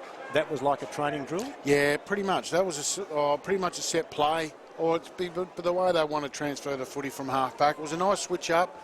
They went back on that switch back inside a little bit. Virgin took on, drew a player handball off, and player led from deep inside the forward 50 up, received a handball back inside, and McBean was already on the bolt when the handball was given. That bloke just had to turn around and kick it out in front. Talia was never going to stop that one. McBean directly in front. Misty Lane falling. Drop punt kick on its way is errant. Just off line. Through for a behind. Glenelg with that behind a 7-6-48 Norwood. Would have been a handy goal. I reckon that would have been the biggest margin of the day if you had got that. I reckon hadn't gone out by much more than 12 or 13 points. Just took the stacks here, but I can't see them because we haven't got a light. So it's a bit hard to read. The miner's hat. Tight game though. There's plenty in this. Don't worry about that. Matthew Nunn from half back to the centre wing. Been solid today, Nunn. He has. Now Gerloff is out there. Kicked a goal earlier on. Yeah, first goal of the quarter. He goes for the short pass. Yeah, that's all right. Nunn creeping down. Takes the grab in very, very bright orange boots. Oops. And his kick is a little disappointing. He went the short pass out there towards centre wing. Didn't make the distance, and now Virgin rushes in. Taken to ground, thrown off the ball. Here's Motlop. Motlop, he knows where Partington is. Yeah. And he hand passed without even looking, but then the kick was back to Baldy, who missed it. 2-on-1. Balderson's use of body outstanding. Nunn's was good too to Panos. Panos goes to the half-back line. Norwood to come forward, but one of the better players in this competition, Bradley, takes him up. Yep. Yeah, done well. Oh, he's given it away. Panos, unguarded goal. Panos kicks. It skids through for a goal. Panos slams one through, and Norwood get back in what you would have thought was a goal against the trend with an errant. Get rid of the ball, look out, I'm in trouble. 6-5-41 to 7-6-48. Glenelg lead, but it's a tight one. Tight one. Bit of comedy of errors from both sides. Started on the other wing when Glenelg were mucking around with a little bit and chipped the ball back inside straight to Balderstone, and then turned that into a bit of a mess. But Norwood ended up winning the ball and then kicking into Norwood's 50. A bad kick, and Glenelg cut it off. And then Glenelg trying to get out of there. Norwood cut it off. And nice straighten up kick for goal. So a little bit of pressure there with disposals. This game develops, as Nunn says, we've got one, let's get another one. Oh. In towards where Tahini lands, and is there a free kick? No. He gets up now, sorts himself out. I can't pick the misty rain with the trees in the background, but I'm just looking to see if there's any umbrellas up. No, it was Lewis Johnston, who hasn't done a lot, towards Declan Hamilton. It's a good spot. Yeah, unselfishly. Tahini's got it! Good grab. Yeah. No, those sorts of guys. Is that instinct when you're on the boundary line and you think, well, I have a ping, but you have a quick look around? I would have thought. I don't think he would have liked to have had a shot for goal unless it was his last resort. I think most coaches would want their that ball to be centred somewhere to the top of the goal square, and this one is probably a little bit further out than that. But two Norwood options there, and not a bad option with Tahini taking a grab. He's lining up for number 4. He's a pretty reliable kick, and all of a sudden that'll be, game back on. No, it's a good grab. Been a busy player. There we go. He's kicked accurately. He's kicked 4. 1 in the first, 2 in the second, and his first major in the third. Yeah. And the score now, 1 point. 7-6 to 7-5 on the ACH Group Stadium. The scoreboard down here, prior to the ACH Group jumping on board, Gliderol had a lot to do with what was going on with Glenelg, and the umbrellas are up, so a little bit out there. Yeah, a little bit. Well, a little bit more than a little bit. Well, there's a little bit. Oh, you don't notice it up here. We're not in it. Okay. Why your hand blew? Is there any reason for that? But they'll be right. They got their umbrellas. Baldy wins the tap out of the middle, kicked off the ground by none. This is a resurging Norwood, who are back now to be right in this game, as it's Hamilton, who can't trap the ball. It's run over the boundary line for a throw in. 12 and a half gone to point the difference. Norwood been good. I mean, to get back into this game, and they never gave up on it anyway, but Glenelg pushed out to a 2-goal lead, had a shot on goal to kick a third goal in a row, and a game-high 18 points the difference. And then Norwood respond pretty quickly with 2 goals and be a point down. And the game is, you know, ebb and flowing a little bit, and no side's giving it up at this stage. It's going to go right to the wire. You're a marvel, you know. It was an 18-point ball game, and the two combatants who went for the boundary fine, Jesse White 18, Sam Balderston 18. The 18s were just flowing, and you were on a roll then, weren't you? Yep, pretty much. I thought you were. It's what happens when you get so cold you can't think. It's the only number I can remember. Glenelg 7-6-48, Norwood 7-5-40, 7-point the difference. Such an important game, particularly for Norwood, who come forward. Nunn's kick towards centre half forward. Oh, should have been a mark to Sermon down there. He hasn't touched it too often, but he couldn't drag it in. Hand pass comes out of the pack. Gerloff kicks it straight up in the air. Tahini, no. It bounces. Hand pass comes back to Balderston, who gives to Nunn, who gives to the skipper, Bode, who's tackled. Kicks the ball in towards centre half forward. Hand pass comes out to Hamilton, who's dragged to the ground. Gee, I tell you what, that was pretty good work there by Glenelg. They just didn't give it away, did they? No, there was a lot of pressure on. Norwood had a lot of it thrown around a bit, but Glenelg never gave up the chase on it. And finally, after about 4 attempts of pressure, got one back with holding the ball. Well, the short pass is poor, and Panos creeps in and takes the grab, and not far from where he kicked his last. It's gone the short pass in towards full forward. Sermon, can he take the ball? He can, but he's tackled. Umpire is letting play go on. It's only 4 or 5 metres away. Barry rushes through, can't put boot to ball, and it's a rush behind. And guess what? Scores level at 7-6. Play 7-6. Yeah, Sermon's had a quiet day so far. I reckon he's gave his the only handball I reckon I've seen him have is that dish off in the first quarter for Tahini's first goal. Yep. Big boy hasn't had a big influence. The only big man on the ground that hasn't probably influenced anything so far today. Oh, that's very true. Very true. Short pass to centre half back marked by White, who took it on the second grab. Yeah, that's a good kick. He's going to hit the button of in the middle there. That's Agnew. Agnew across the ground. Short pass towards McBean, who leads out and takes 2 postcodes out from goal. But his kick is so precise. You love it when it's delivered like that, and the mark is taken by a goal kicker earlier on. That's Brad Close. Yeah. Good work then. Great. Good hands from Jesse White deep in the back 50, but then to spot up, a bloke from 50 metres away to the dangerous part of the ground in the middle of the field. What's he doing? He's gone the short pass. Well, he went for Bradley, who gives to McBean, whose kick is cut off now by Johnston, who's going to run into trouble. Glenelg still a chance now. No, they'll lose it. Hamilton's got it. Left boot to ball is good. Out towards Suman, who's up now at half back. Ball clears those 2 players. Kicked off the ground by, in there for Norwood, Bampton. Into the middle. Relayed to centre half forward. Bradley takes the grab, the kick from Virgin. He gets rid of it. Hand pass goes across towards Agnew. He's kicked towards full forward. And Close is the player down there who takes the grab. I tell you what, that's where you need a whiteboard and you need a marking pen to go all over the shop and follow the paper trail of the football. Yes, well, that was going everywhere, but probably where it shouldn't have been. And I don't think Bradley Close will pass this one off, Walshy. No.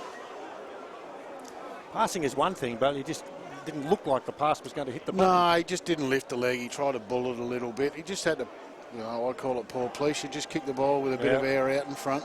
Close comes in, shoots for goal and kicks a goal. So he might forget that horrendous 30 seconds of his football life because he's kicked a goal in Glenelg. In what we thought when we arrived here today, and what we've not just thought, we hope might be a good game, is that 8-6 to 7-6, 8-6-54, 7-6-48, 17 minutes gone in the third term. SANFL statewide Super League. The last game in, is it an unlucky team? It's round 13. Who will be the unlucky team? Yeah, well, who knows? I wouldn't like to pick one at this stage, but I certainly think Glenelg's will be favourite at the minute. And don't forget the Telstra stores that you can visit. Would not write Norwood off.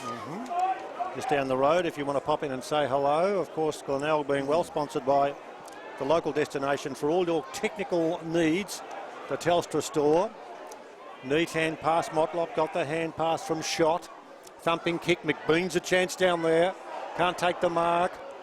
Rushing forward is Talia, who does well, but he's kicked it out of bounds. Yeah, did well in the contest. Just probably rushed a bit on the kick. Would have been nice for him to just pop that to a contest and rush out of bounds and start again. That would have been a win for him. Virgin's kick in towards full forward, marked by Talia. A little bit hot on the kick. Virgin bouncing around and playing well. A short pass to Johnston, who we don't often call this, Wayne, and that is Johnston has got a bit of mud on him too. No. You don't see that up here. His kick's fair enough. Back to the centre wing, push in the back, free kick Glenelg. Now I'm looking around, I'm trying to find out, is there a windsock here? I'm trying to get an idea as to whether... It did look like it was blowing to the left of our view here, pretty strongly, but... That's towards the tramline end of the ground. Tram line, I don't think that's what it's called, actually. Anzac Highway Yes, end? that's better. Yeah. My place end of the ground. Yeah. That's good. Yeah. But goals have been kicked at both ends. Let's see, that's Bradley who's kicking towards full forward, and there's a good strong mark taken in defence down there by... I'll get him in a moment. The short pass is on, and Mackenzie marks in the back pocket. Talia it was. Mackenzie drills with the left boot. Oh, gee, Wilson appeared to be nudged. Umpire says no, and there'll be a throw-in. It won't be a throw-in because it's last touch rule. It just appeared to be just a little bit of nudging as the short pass is on. The kick was taken by Bailey, who finds the lead from McBean, who marks and kicks to teammate Snook, who's still just forward of the centre wing. Reynolds is the target. Reynolds not quite. Oh, bad bounce for Barry. Reynolds fortuitously. He'll fire for goal from the angle. Reynolds kicks offline and through for a behind. I'll give you that score. 7-7-49. Whoop. 8-7-55 Glenelg. Norwood 7-6-48. Both sides, Wayne, have kicked 3 goals in this term as the kick into play wasn't that smart. No. Johnston! Under pressure. Hand pass not good. Running hard Gregson. He will see. Peripheral vision Scharenberg over the top. He's close. It bounces. Close. Hand pass. McBean! McBean! McBean!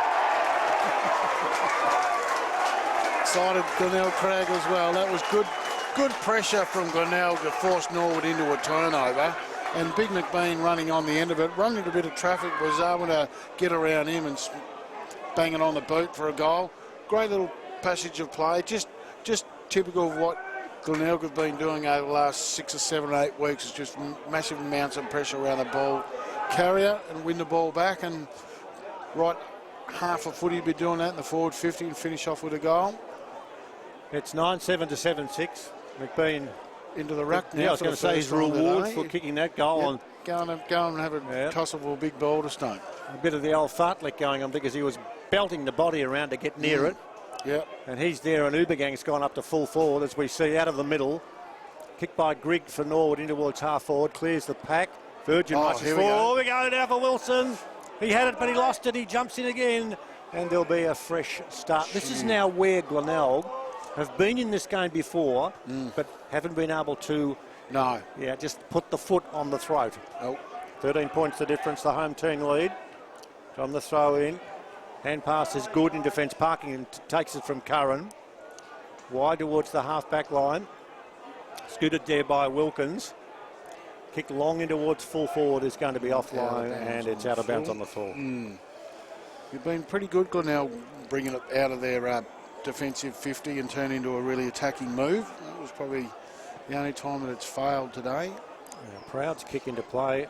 And that's good because I want to throw a stat at you which might mean absolutely nothing. But I can tell you that at the end in which Norwood's kicking in this quarter for 7 goals, and Glenelg obviously to the other end, they've kicked 9. So there's not much in it, is it? No real breeze, you wouldn't think. No, they've been able to move the ball pretty reasonably both ways to the ground. It appears that the wind's blowing pretty strongly to the Anzac Highway end, but Both sides haven't had too many trouble, or not much trouble moving the ball from one end of the ground to the other. Just such a vital game for Norwood, who after a stellar start to this season, they look like they've got, well, they play in their last 5 rounds, they play 3 sides below them, but that doesn't necessarily mean you're going to win. No. There's a free kick for a push now, and getting to his feet is Matthew Snook. Isn't a bad sort of a game today either. Now he is not too sure what to do at the 23-minute mark of the term. He's being told by the umpire to play on. So he kicks it up in the air, which is a tough one for anyone to mark. McBean, the taller, couldn't get it. Shenton runs close to the boundary line, didn't run over. Got a hand pass. Zeust playing because we had an injury to Ed Smart in the warm-up. Kicked to half forward, and there'll be a bounce. Trying to work out who can do the job for Norwood, who can do something out of the ordinary. Balderston hung on to it after dragging it out of the ruck. Motlop's hand pass was all right. Nice pace. And that's good effort. The hand pass to Bradley. And Bradley runs over down the ground, over the top. Where's the player further afield? Right there. We're going to see almost a mark down there to Reynolds. He'll kick it off the ground. He's going to get a free kick. No, he kicks the goal anyway. You thought for a moment that he was being manhandled. Yeah. No whistle, and he thought no whistle means no call's a good call. Hacked it off the ground through for a goal. And Glenelg get to double figures first. 10-7-67. Norwood 7-6-48. As we start to eat into time on, it's 24 gone in the term. You put that down to Partington. Great burst of speed across that. Oh, great player. He hasn't wasted a pill today. A great burst of speed coming through the middle of the ground. I was probably hoping he'd pull the trigger on the kick a little bit sooner, because Reynolds was leading back. It was always going to be his advantage. He's just had to kick it a little bit sooner. And the problem was that the longer he... a lot of advice coming from the faithful. Move that bloke on, will you, please? It's too noisy. Should have pulled the trigger on the kick a little bit sooner, but, well, resulted in a goal, so can't complain too much. But Reynolds had to make a little bit more hard work of it than he should have done, I reckon. White slaps the ball to centre wing. Scharenberg didn't have to get it because Snook did. Went to Joseph at half-back for Glenelg, who lead by 19 points close to three-quarter time. McBean almost poleaxed. Teammate grabs it there in Bailey. Bailey's kick wobbles towards Reynolds, who'll run around. Hand pass back towards Scharenberg. He goes the short pass. Bailey at the back, almost at the front. McBean over the boundary line to throw in. Well, now looking dangerous. Well, they was. Yes, we're creeping to 25 and a bit minutes now. Geez, I'd like another one here, and 4 goal up at three-quarter time. A win to Glenelg at the ACH Group Stadium, and they are on top of the table in the SANFL competition. That's about as good as it gets. Wilson does well. Tap for Norwood to Barry, who does equally as well. His kick. Tahini, is he going to be quick enough? He's got it. Can he run forward? Good shepherding. Tahini hacks it off the ground. Proud rushes back. The ball will roll over. Take that. And it's a boundary. No, it's a free kick. He just didn't get the ball to bounce up to him. Doesn't always work like that, does it? Jesse White was just a little bit unlucky. Did great effort to get over there and influence, but the ball just didn't bounce up to him. No, Motlop marks at half-back. Special hi to all of our Indigenous friends in this Indigenous round that we're loving to, of course, call every round, but so many wonderful Indigenous players playing this game that we love to call. And here comes Joseph. He is a tiger from half-back. McBean will get to the contest. He flies high, couldn't take the mark. Kicked out of the pack by Bailey. In towards full forward. Hand pass. Motlop. Can he? Of course he can't. Just for a moment I thought he was going to. Behind only. Would have brought the house down if he nailed that one. Oh, it's been all Glenelg in the last 5 or 6 minutes. So in the quarter, kicked 5-3 to 3-1 to lead. 10-8-68 to 7-6-48. They've been really good. Their pace has picked up too, and their skill level has matched that. They've really put Norwood under pressure and got their rewards for it too. So they've gone into should go into three-quarter time with a good handy lead going into the last, which you think that they might kick on with that as well. Well, they've doing well now. Here comes Partington to full forward. Motlop's dangerous down there, so is McBean. McBean has got it, he lost it. He bends down, he's hard to get around. He's the man who is closest to the ball. Umpire says, I'll take it. I'll be close to the ball now and toss it in the air. 27 gone. You'd think there wouldn't be much time left. One here. 8 goals kicked for the quarter. Yeah, that's massive, isn't it? Yep. Talia's kick not good. Balderston belts the ball away with fist towards half-back. Looking for someone. Zeus has it. Cleared now towards the half-back line. And it's whacked over the boundary line. And there'll be a boundary throw in very close to three-quarter time. Norwood 3 goals in this term and Glenelg 5. What do we only have 9 goals for a first half of footy? We did, yep. We almost got that in one quarter of footy here. Doesn't it get the excitement and the adrenaline going when you've got a few goals? Yep. Boundary throw in. White gets up. And he was able to recover. I thought he was about to fall over. He bangs the ball long in towards full forward. Shenton is quite happy to knock the ball away and also quite happy to see. Oh. Did it run through? Now McBean reckons he's kicked a goal and he has right on three-quarter time. Shenton went to punch the ball away. Yep. He was knocking it towards the safety of going through for a behind. It didn't cross the white line. McBean's eyes lit up. He raced forward and he socked through his 4th goal right on siren time, and Glenelg get one in daylight robbery here at the ACH Group Stadium. Glenelg with that goal, 6 for the quarter, 11-8-74. Norwood 7-6-48. I'll go quickly through the goal scorers and then hand pass over to Wayne Wiedemann for Glenelg. McBean 3 in that quarter, 4 for the game, close 2, Reynolds 2, shot, Bailey. What Jared Cotton's got to do is make it known that he wouldn't be being very happy with that result and that lack of effort that last passage of play, but then just also get rid of it out of your mind and move on to the last quarter. We saw 9 goals kick in the first half and 9 goals kick in one quarter, so the ability to kick goals is still there. So that'll be another thing that Jared Cotton would be telling his boys, that we can kick goals and we can kick enough of goals to win, but we cannot allow Glenelg to get away from it too much. Individual stats, Bradley has 26 disposals. Really good for game. Glenelg. Yeah, Curran 22, Hartington 22, Scharenberg 21 and Snook has 18. And I have to mention our good friend, the man who crept on, Michael Virgin, had 9 touches, 9 disposals. Well, he nearly got ammonia the first half because he was nowhere near it, but he's bounced back pretty hard in the third quarter to get 9. Norwood, Matty Nunn has 25. Solid. Mitch Grigg 19, Declan Hamilton 18, Cody Zusk 17, Dominic Barry has 16, Cole Gerloff 16, and the man that I haven't called out, Lewis Johnston, has 14. Now he's been a dominant possession winner in the season so far. He has been absolutely outstanding, so much so that his possessions are up between 25 and 30 each week. Kicks are big too, over the 15 mark, and he averages 10 handballs, so he's been well held. As the rain starts to come in and we get this last quarter of play underway, Wayne Wiedemann and Peter Walsh, can Norwood get up and win from here? No. Balderston says, I'm listening, and he kicks the ball out of the middle towards the half-forward line as this rain intensifies. Chasing the ball over there is Scharenberg, and it's over for a throw-in. Gee, there's some hardy football supporters, not just at the SANFL level, but everywhere. They are, and they're on the outer out there. They're standing under umbrellas, barracking for their team, and it may sound a bit harsh, Norwood saying no, they can't get beaten. Of course they can, but I don't think that Glenelg, with a top spot on the line, a home game, would allow that to happen. I can't disagree with you as we see another throwing the ball rolling over the line. And this rain now, it's not fair for me to say it's teeming down. It's that thick, misty rain that blows all over the place and gets you soggy very quickly. And it won't do the condition of the footy any good, nor handling the wet, slippery footy either. Into this final quarter here at the SANFL statewide Super League game.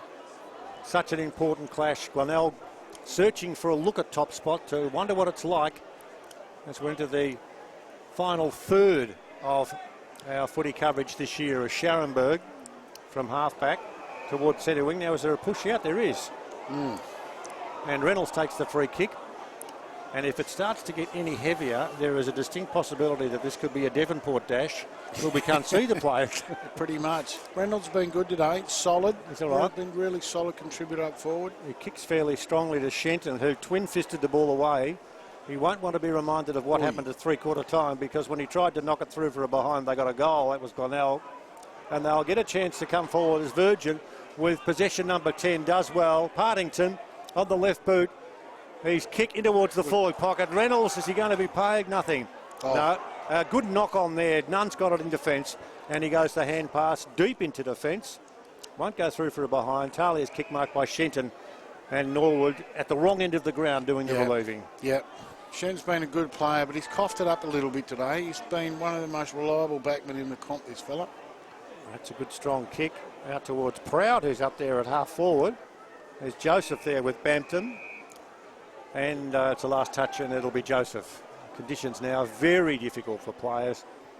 Joseph's kick towards the forward pocket. It just slips and slides away. Who sang that song, Slip Sliding Away? Yeah, no, it was someone very old. Really? Thanks for your help. Because that's what's going to happen. I don't remember it. You must remember it. Well, it's the old velvet soap now, isn't it? Out there with the ball just sliding all over the shop. Could be. Yep. You've given me nothing in that little exchange. No, I wasn't showing my age. Absolutely nothing. Left you hanging there, You did. Yeah. Now there's Snook at the bottom of that pack. Not quite. Picked up there by, who was out there? Barry. There's someone in there that I haven't seen today. Number 11 for Norwood. Now, you can help me with that. You can look in the program. Not even in there. Well, there's a number 11 out there who just got a kick. I'll find it for you. Unless they change jumpers. Oh, no. Well, you're on that, aren't you? You're all over those sorts of things. That's why you paid the big money. Johnston. Zach Richards, who was number one. Yes, he's changing to Well, number 11. Now, the kick who to went half off forward. with an injury. That's right. We thought he did the digit. We thought he might have broken his arm or some sort of injury anyway. It might have been a dislocated finger, but he went off and he's back on now. He is. Changed the jumper, so... Well, I'd better confirm that, because I could see the two ones. Well, no, he's got 11 there. I can see him out there. He's doing a bit of pushing and shoving with the blue boots on. He's number 11 in the digital pass. That's... Oh, there you go. Well, that's it. Good work, Wayne. You're on top of things. This has been a stunning performance in the gloom as the ball is over the line. And 4 minutes gone in this final term, and there's a big fat duck egg on the scoreboard in terms of what's happened on this last quarter. Nothing. Yeah, not a cracker. No. And we can see now, so let's explain to our digital pass viewers where the wind is sweeping from right to left, and that thick misty rain now looks like it's settled in for a while. It has. It's been going on for the last 4.5 minutes, when pretty much when the umpire threw the ball up, and it's been tough going ever since for the players. Now Joseph, who's been busy, got rid of the ball very neatly, got it over towards teammate there in Curran. Well done. Proud towards half-back. And Partington takes the mark. And I just look up and I see some people out there having difficulty even holding their umbrellas. That wind is getting to be very strong. Yeah, good on them for... Doing it tough out there, There's a lady called Karen who let me in the ground early. I just came to have a look. And it was really heavy rain. And I said, how are you going? Oh, don't you love it? I said, are you serious? And she just said she comes along every home game. Yeah. That's what it's about. Good on her. She's in hospital with pneumonia at the moment, but if she's listening out, I'm sure she'd be really excited about it. She will. Now, no score for a long time. It's 11-8 to 7-6, the 26-point margin. And that's Richards. He's kicked for Norwood in towards half forward, clears the pack. Proud's there in the way. Tackle from behind there by Tahini. Bouncing ball will go Joseph, will go Virgin, will go over the line for a throw-in. Well, it's the first time it's been in Norwood's 50 half, or at least close to their goals anyway. So can they make something while the ball's in the area here in these slippery conditions and make a little bit of a charge at it?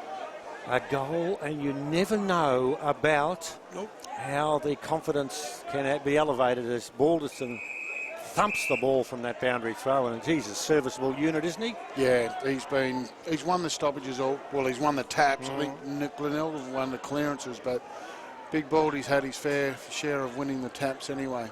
He's a big unit to shift. I think Jesse White's competed pretty well against him. He's had a good day, Jesse White. You get your stalwarts at the football ground, and you can't even visualise what it would be like without a Sam Balderson playing for Norwood. No. And whether this will be his last year. Well, we wait for the knockdown. And it's close to the boundary line again. Picked up by Snook, who kicks it out of bounds on the full. Or does he? Not quite. Oh, here's a chance for close. Over the top. McBean runs past, searching for the hand pass. It won't be there because Bailey takes it. Bailey's kick. Shinton. Surely. Yes, that's a good mark in these conditions. It would have been tough not to pay that. No, that's very good. Now, he's got Zoost and Wilson. He goes to the former, who hand passes to the latter. Wilson to half forward. Sermon, who hasn't touched it too often. Ball is taken high by White. Advantage. Kick. Sermon marks. No, he doesn't. He dropped it. Oh, he should have. He thought he could, but he didn't. Joseph has it. He's hand pass to Heaney. Shoved out of the way. Now Barry for Norwood. Left boot into centre half forward. Grigg very intelligently knocks towards Nunn. He flicks to Barry. Barry can't get through trouble, and I reckon that might be, I was going to say holding the ball. He got some leniency, and there'll be a bounce. Certainly did. Luke Seaman has had 2 disposals. Oh, dear. 2 handballs, 1 mark. Oh, dear. Well, you need a guy of his size and stature to play a more prominent role. Well, he's probably the only disappointing big man on the ground. I think McBean, Tahini, Jesse White, Balderstone, those Tarley has been good, tall guys. They've adapted to the conditions pretty well. He's just one that's had a bad day. Balderson, 28 years of age, and just a servant of this football club. Got a stand named after him, and the magnificent refurbishments being sorted out at Norwood. Gee, they're doing well at Cooper Stadium. I've got everything gutted under the main stand, and it's going to be new facilities for the players. Fantastic. It's a good place to visit. Very good. 11-8-74 Glenelg. Norwood 7-6-48.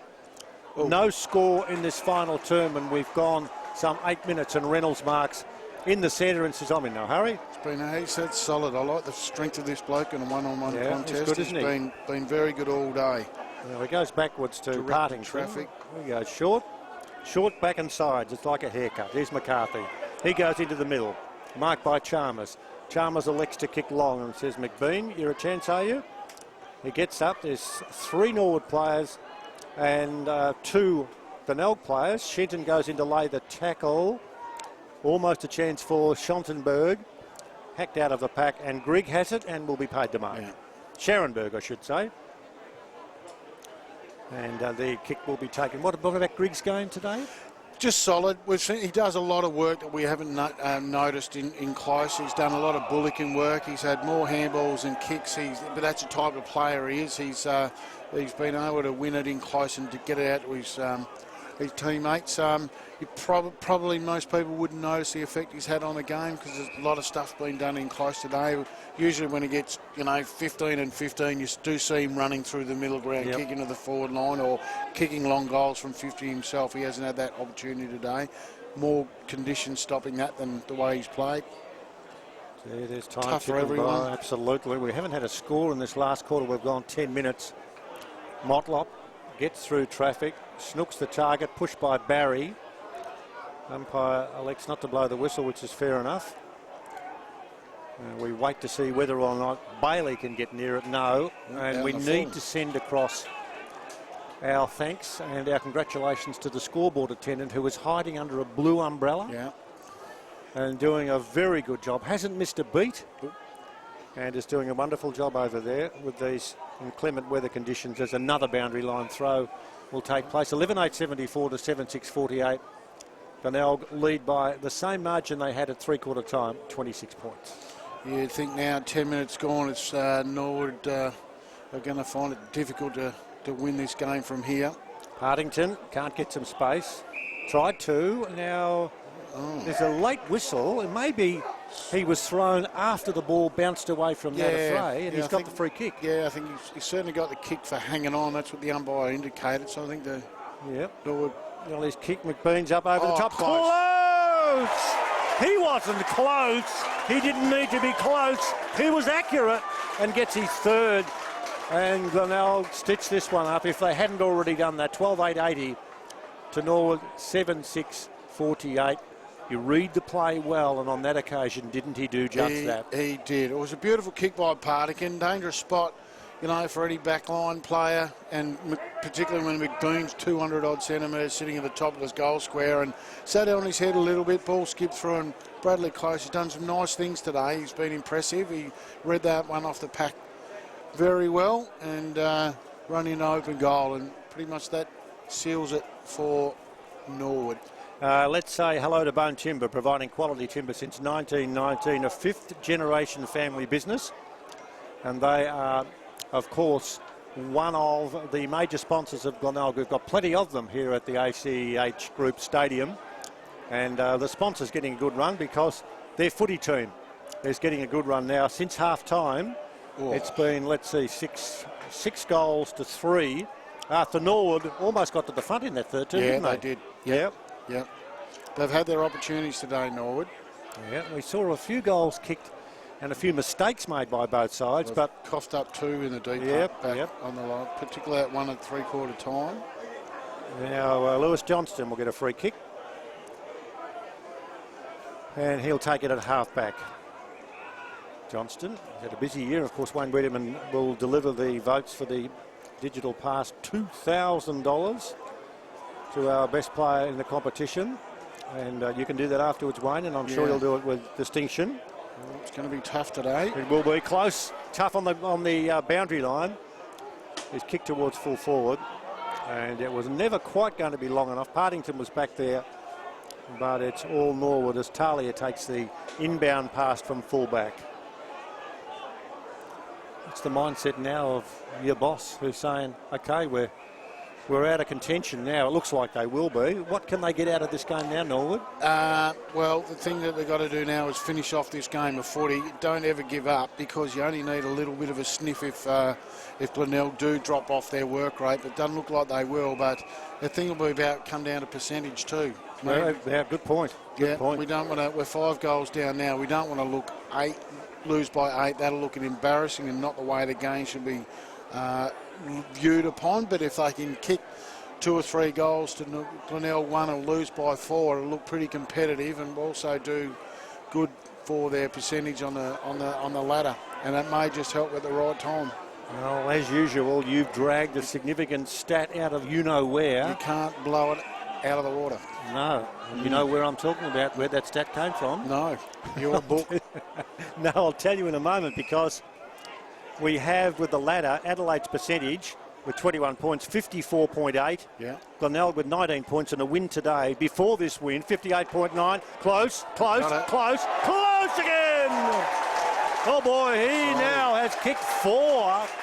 And Glenelg moved to 13.886. Norwood 7.648. Very nice. Glenelg's win gives them 21 points, plus their percentage will be bigger than Adelaide's. They'll jump over Adelaide. The Magpies on 18 points stay in 3rd spot. Sturt with 16 on 4th. South Adelaide with 14 on 5th. The Eagles with 14 on 6th. Norwood with 14 on 7th. Yep. Then Bulldogs with 4 points. West Adelaide 4. And North Adelaide yet to break the duck after 2 wins, but having to resurrect those 4 points from last season. Yes, we won't talk about that either. But Bradley Close, what another great goal from him on the left foot. Crumbed it nicely. He's been dangerous round goal in this last quarter. He's been a live wire up there. He's been a solid contributor all day. Done some nice things. Well, this is, the longer the game goes, the more, if you're a doubter, I'm not suggesting, I don't have an affiliation with any of the teams, but you'd have to be more impressed with the way Glenelg is looking like at both ends of the ground. They've got some pretty potent stuff, and we talked about their forward line with McBean, supported by Reynolds, supported by Partington. There's a bit going on, isn't there? Well, I think that Norwood's forward line has functioned pretty well. We've got 8 goals out of 2 blokes in McBean and Close, and you look at the other end, and the only sole really contributor has been Tahini with 4. Yep. And a total of 7 for Norwood all day. So they haven't had a lot of pings at it all, and not the biggest. Sermon up there has been a disappointment of being a big, tall forward. It's been a lone hand work rate from Tahini up there for Norwood's goals. Well, let's have a look, Wayne, at the leading goal scorers. Bampton's 19 for the year, followed by Wilson with 15, and 13 to Barry and 13 to Gerloff. But you haven't got a Sermon up there. Sounds like a good day for a sermon on a Sunday. We could do with that, couldn't we? They should start praying. I could do. I think. Now, here comes Wilson, the man we mentioned. He's taken without the ball, and it's over the boundary line. Touch, said the umpire, and he'll bring it in. Almost 17 minutes gone. We'll wrap this game up with some comments and some thought-provoking, insightful comments from you, Wayne. I'll try. That'll be you. Boundary throw in. Close, who was at the other end shortly, gets a quick hand pass to Snook. He's kicked from half back around towards centre wing. Bounces towards the boundary line and rolls over. Now just let me see. That's Tom Forster. Number 19 out there, so it'll be a kick to Norwood. And McBean going off for a spell. Yeah. Oh, gee, I'll tell you what, it's wow. Tahini. He just stood over him. Tahini. All of a sudden I thought, what's that flying through the air? We're near the airport, but surely not. He got up a long way.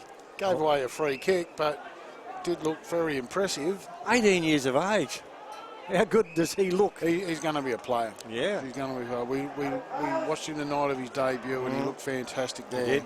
Yes, he's kicked 4 goals, so that's a relieving kick from Curran. Left-footed too, Walsh. Yeah, I know you're big on those. I know that. You're all over left-footers. How many did you kick with your right? None. Okay. Let's not go further. Not a cracker. Motlop. You know what we should have a grand final day? This will never work, so no. I'm just getting overtired at the moment. But it's 13-8-86 to 7-6-48. And there's a mark down the ground, and that's Ubergang. It kicks it long. I'll come up with my idea in a moment. Ubergang. Oh, Reynolds almost dragged it down. Gregson. How did he get through that pack? He did. Gives the ball back to Ubergang. He'll kick long. In towards full forward. Oh, well done. It was Talia who didn't quite take the mark towards the boundary. Its hand passed through. 4 behind. Glenelg 13-9-87 is a man who did have the blue umbrella. Let's put that down for a minute because he's extremely professional. He's gone straight over and got the digits and put that extra score up. Norwood stayed 7-6-48. Glenelg 13-9-87 in this term, 19 minutes. Now, don't let me forget my idea, Wayne. No, I'll remind you of it. I'm sure you will. Your car's already running. I'm sure it'll be important. You want to get out of here as soon as you can. No, I'm not saying that at all. As we've gone in this last term, how long have we gone? 19 minutes and Norwood haven't scored. They have the ball on their half-forward line, but there's nobody there. Glenelg with a kick to Proud, who hits there and takes a good grab in front of Shenton. Partington's the target. He takes it. And good corralling there by Barry. Yeah. They got there quickly. Partington. Straight off the bench. Oh, what about that for a kick? He's great vision. 40 metres into the middle, straight to his teammate there in Agnew. Here it goes to Close. He's got to get around Bode. Well done. Short pass was clever. I don't think at any stage was there a selfish second in his life. He wanted a better option. He wanted a team goal out of that. Took his time and composure and waited for Barlow to cut across and give him an option relief, but all set up from Partington. That kick inside, he's done two rippers from this grandstand side into the middle ground today that just opened up the game completely and given the real dangerous entries into their forward 50, and Glenelg get another shot on goal. Player spotlight, Luke Partington, 3 marks, 2 tackles, 2 handballs and 4 kicks. And that is the goal. Kicked accurately by Darcy Bailey, his second. And Glenelg 14-9-93, Norwood 7-6-48 as we creep to 21.5 minutes. And I'll just give you a little bit of a plug for our player spotlight sponsor and for Glenelg. It's the ACH Group, for over 65 years, a non-profit community organisation providing services and opportunities for South Australians to live well as they age. You listening to that? Yep. As they age. Okay? Yep. Good. Now, here's my theory. Theory is, I love it when we see speedsters break out of the pack and kick long with their preferred boot. Yes. Particularly left footers, they do it, and I'm saying this and not trying to embarrass you. They do it in style. As we see Motlop. Oh, missed it. Went for the ball, didn't quite take it. McBean's back on. He picks it up, tries to flick it out. Bode's there. Good to see him back. Hasn't had a lot to do, but Alderson gets rid of the ball over the top. Gee, they're messing around. Zeus has it to Nunn, who kicks it backwards. And eventually they're going to create a little bit of space in defence, Norwood, but took an eternity to deliver back to centre wing. Griggs there can't take the mark. And it finishes up with Tahini after an error. Tahini, there's a good tackle laid over the top. There's Bradley over the top of Joseph. He'll run back and take it. And he goes the hand pass, and this is what Glenelg do very well. They deliver very well on Gregson marks. What about grand final day, a long kicking competition? Right. Nothing original with that? No. With your non-preferred boot. With your non-preferred boot. I'd give it a go. I'd give it a go. Throw it in as something a bit different? I reckon I could kick it 20 metres, I reckon. What, 2 or 3 attempts? Over 3 attempts, yes. Just non-preferred boot. Non-preferred. I'll leave that one with me. I'll get out. I'll start practicing. Okay, you do that. Non-preferred boot. I wonder who could kick the ball a long way. Maybe we'll never find out, because maybe that's the first and last time you've ever heard of that. We might have to get Kimmy Costa, who was a left footer as well. Yeah, Kimmy was here with the family today. Yes. Good to see. There's the kick for Norwood. Girl off in towards the forward pocket. Brampton has it, lost it. Hand pass to Heaney. Tahini kicks towards full forward. Barry's the only one down there, but he's so far out of position. Yeah. And the mark down there is taken for Glenelg by Will Gould. From the under-18s back to the centre of the ground. We've gone 23 minutes. And I don't know whether Norwood will score in this last term. No, I wouldn't have thought. I wouldn't have thought the quarter would go for too much longer, even though the Glenelg have kicked a couple of goals. But yeah, well, they might kick another one now, because Bailey's gone the short pass from the forward pocket in front of one of the big lights that are here at the ACH Group Stadium, and close. He's lining up for his 5th goal. Yeah, you know, he's had this is his 3rd for the quarter, and he's been pretty handy all day. Yeah, Brad Close, 20 years of age, just a pup. Drop front kick. It's going to go across the goal face, and it's still in play. The Ewells are, it's McBean. Oh, no. McBean, no, not quite. That was from an impossible angle. That would have been 5. Close had a shot for 5, and McBean had a ping for his 5th. Yeah, those two. And that's what I think you really get excited about. If you've got a key forward who looks like they can kick a few goals, that gets the supporters. They don't go home and say, gee, hasn't that bloke played well at centre half back? Yeah. They go home and they say, what about Close and what about McBean? And for Norwood, they say, what about Tahini? There's Barry. 24 and a half gone final term. Big win coming the way of Glenelg, as we see Chalmers mark at half back and go across to Partington, who'll mark, and he'll go across the ground. Marked by Curran, who missed it. Wilson is fast. You won't catch him. No. Wilson takes off. The afterburners are on and he goals. There's a goal for the quarter. Wilson kicks his 2nd. And before thoughts from Wayne Wiedemann, a quick score. Glenelg 14-10, 94. Norwood 8-6, 54. In this last term, we have ticked to 25 minutes. And Wayne, don't forget the 3 2-1s. They're all yours after the game. I've got them. There's a couple of blokes, unfortunately, going to miss out. But that was no probably... excuses, don't want those. No, but Luke Parkington, he's had a brilliant game today. But that was a tied kick, I would have thought. Playing 2 hours of footy, just quite didn't get enough on it to his teammate there, and the ball hits the ground. And Wilson, well, you don't want the worst bloke in Norwood's forward line. You want to give time and space to, and yeah, you're never going to catch him. That was an easy goal for him. 25 and a half gone. One that Norwood needed badly. Yep. SANFL Statewide Super League. The completion of this round. I'll give you what's happening next week shortly, but Norwood back into attack now after getting that goal from Wilson. But it'll be Gould who does well over the top with a hand pass. Short pass is in the direction of Snook over there at halfback. He elects to hand pass, and it comes back to Gould. So Gould gets some stats towards half forward, but rushing back there and taking the mark is Brad McKenzie. He normally gets a lot of touches too. Yeah, he's been quiet today, I would have thought. We call his name a fair bit generally, but it's... yeah. Hasn't happened today, and there's another. Like this bloke. Yeah, Lewis Johnston. Lewis Johnston on the right boot. Wilson up. No. Was he pushed? No. Joseph does well. Goes the hand pass. does the searching for someone who's there to render assistance, and that player on that occasion was Ubergang, back towards where most impressive is Andrew Bradley, and the short pass on to Reynolds. Reynolds running down the ground and taking it, and it was superbly delivered by the goal scorer in close, who's up at half back. Oh, Ubergang, there's the short pass over towards Ubergang. Tries to run through the middle, got caught, doesn't matter, he's got some mates. He's got plenty of them, but unfortunately no Marcus Grigg lays the tackle. Reynolds, Motlop. What can he do? He's going to have a shot? No, he's not. He's kicked into the forward pocket. Not a bad kick. Didn't quite find the range. McBean's in there. Reynolds! Very quick for a big man. Pushed off balance. Poked it through for his third. And Glenelg 15-10, 100th. They hit the 3 digits. Norwood are 8-6-54.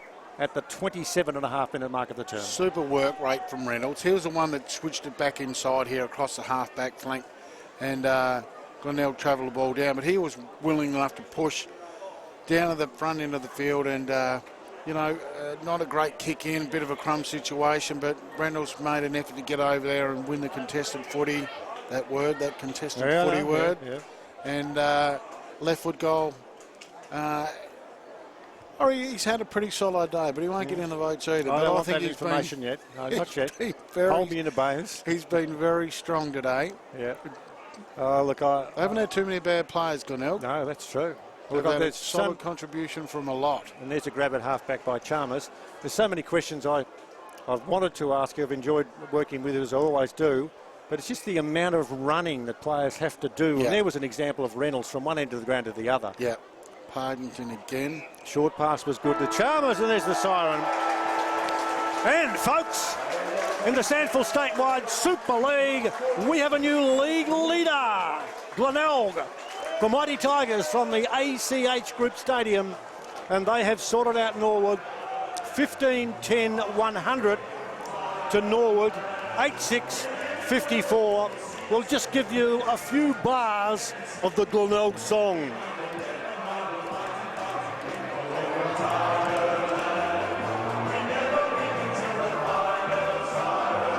Well done, mate. Number.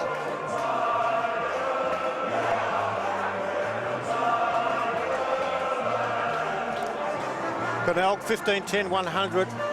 Norwood 8-6-54. The margin 46 points for Glenelg. 4 goals to Brad Close, 4 goals to Liam McBean, 3 goals to Luke Reynolds, 2 to Darcy Bailey, singles to Tom Schott and Luke Partington for a total of 15. For Norwood, Cam Tahini 4, Anthony Wilson 2, and we had singles to Cole Gerloff and Matt Panos for a total of 8. At quarter time, Glenelg by 6. At half time, Glenelg by 6. At three-quarter time, with a 6-goal to 3/3 term, Glenelg by 26. And in the final term, 4 goals to 1. And they finished up winning by 46 points and jumped to the top of the table on 21 points from Adelaide on 21. We won't do the whole lot because the significance of this game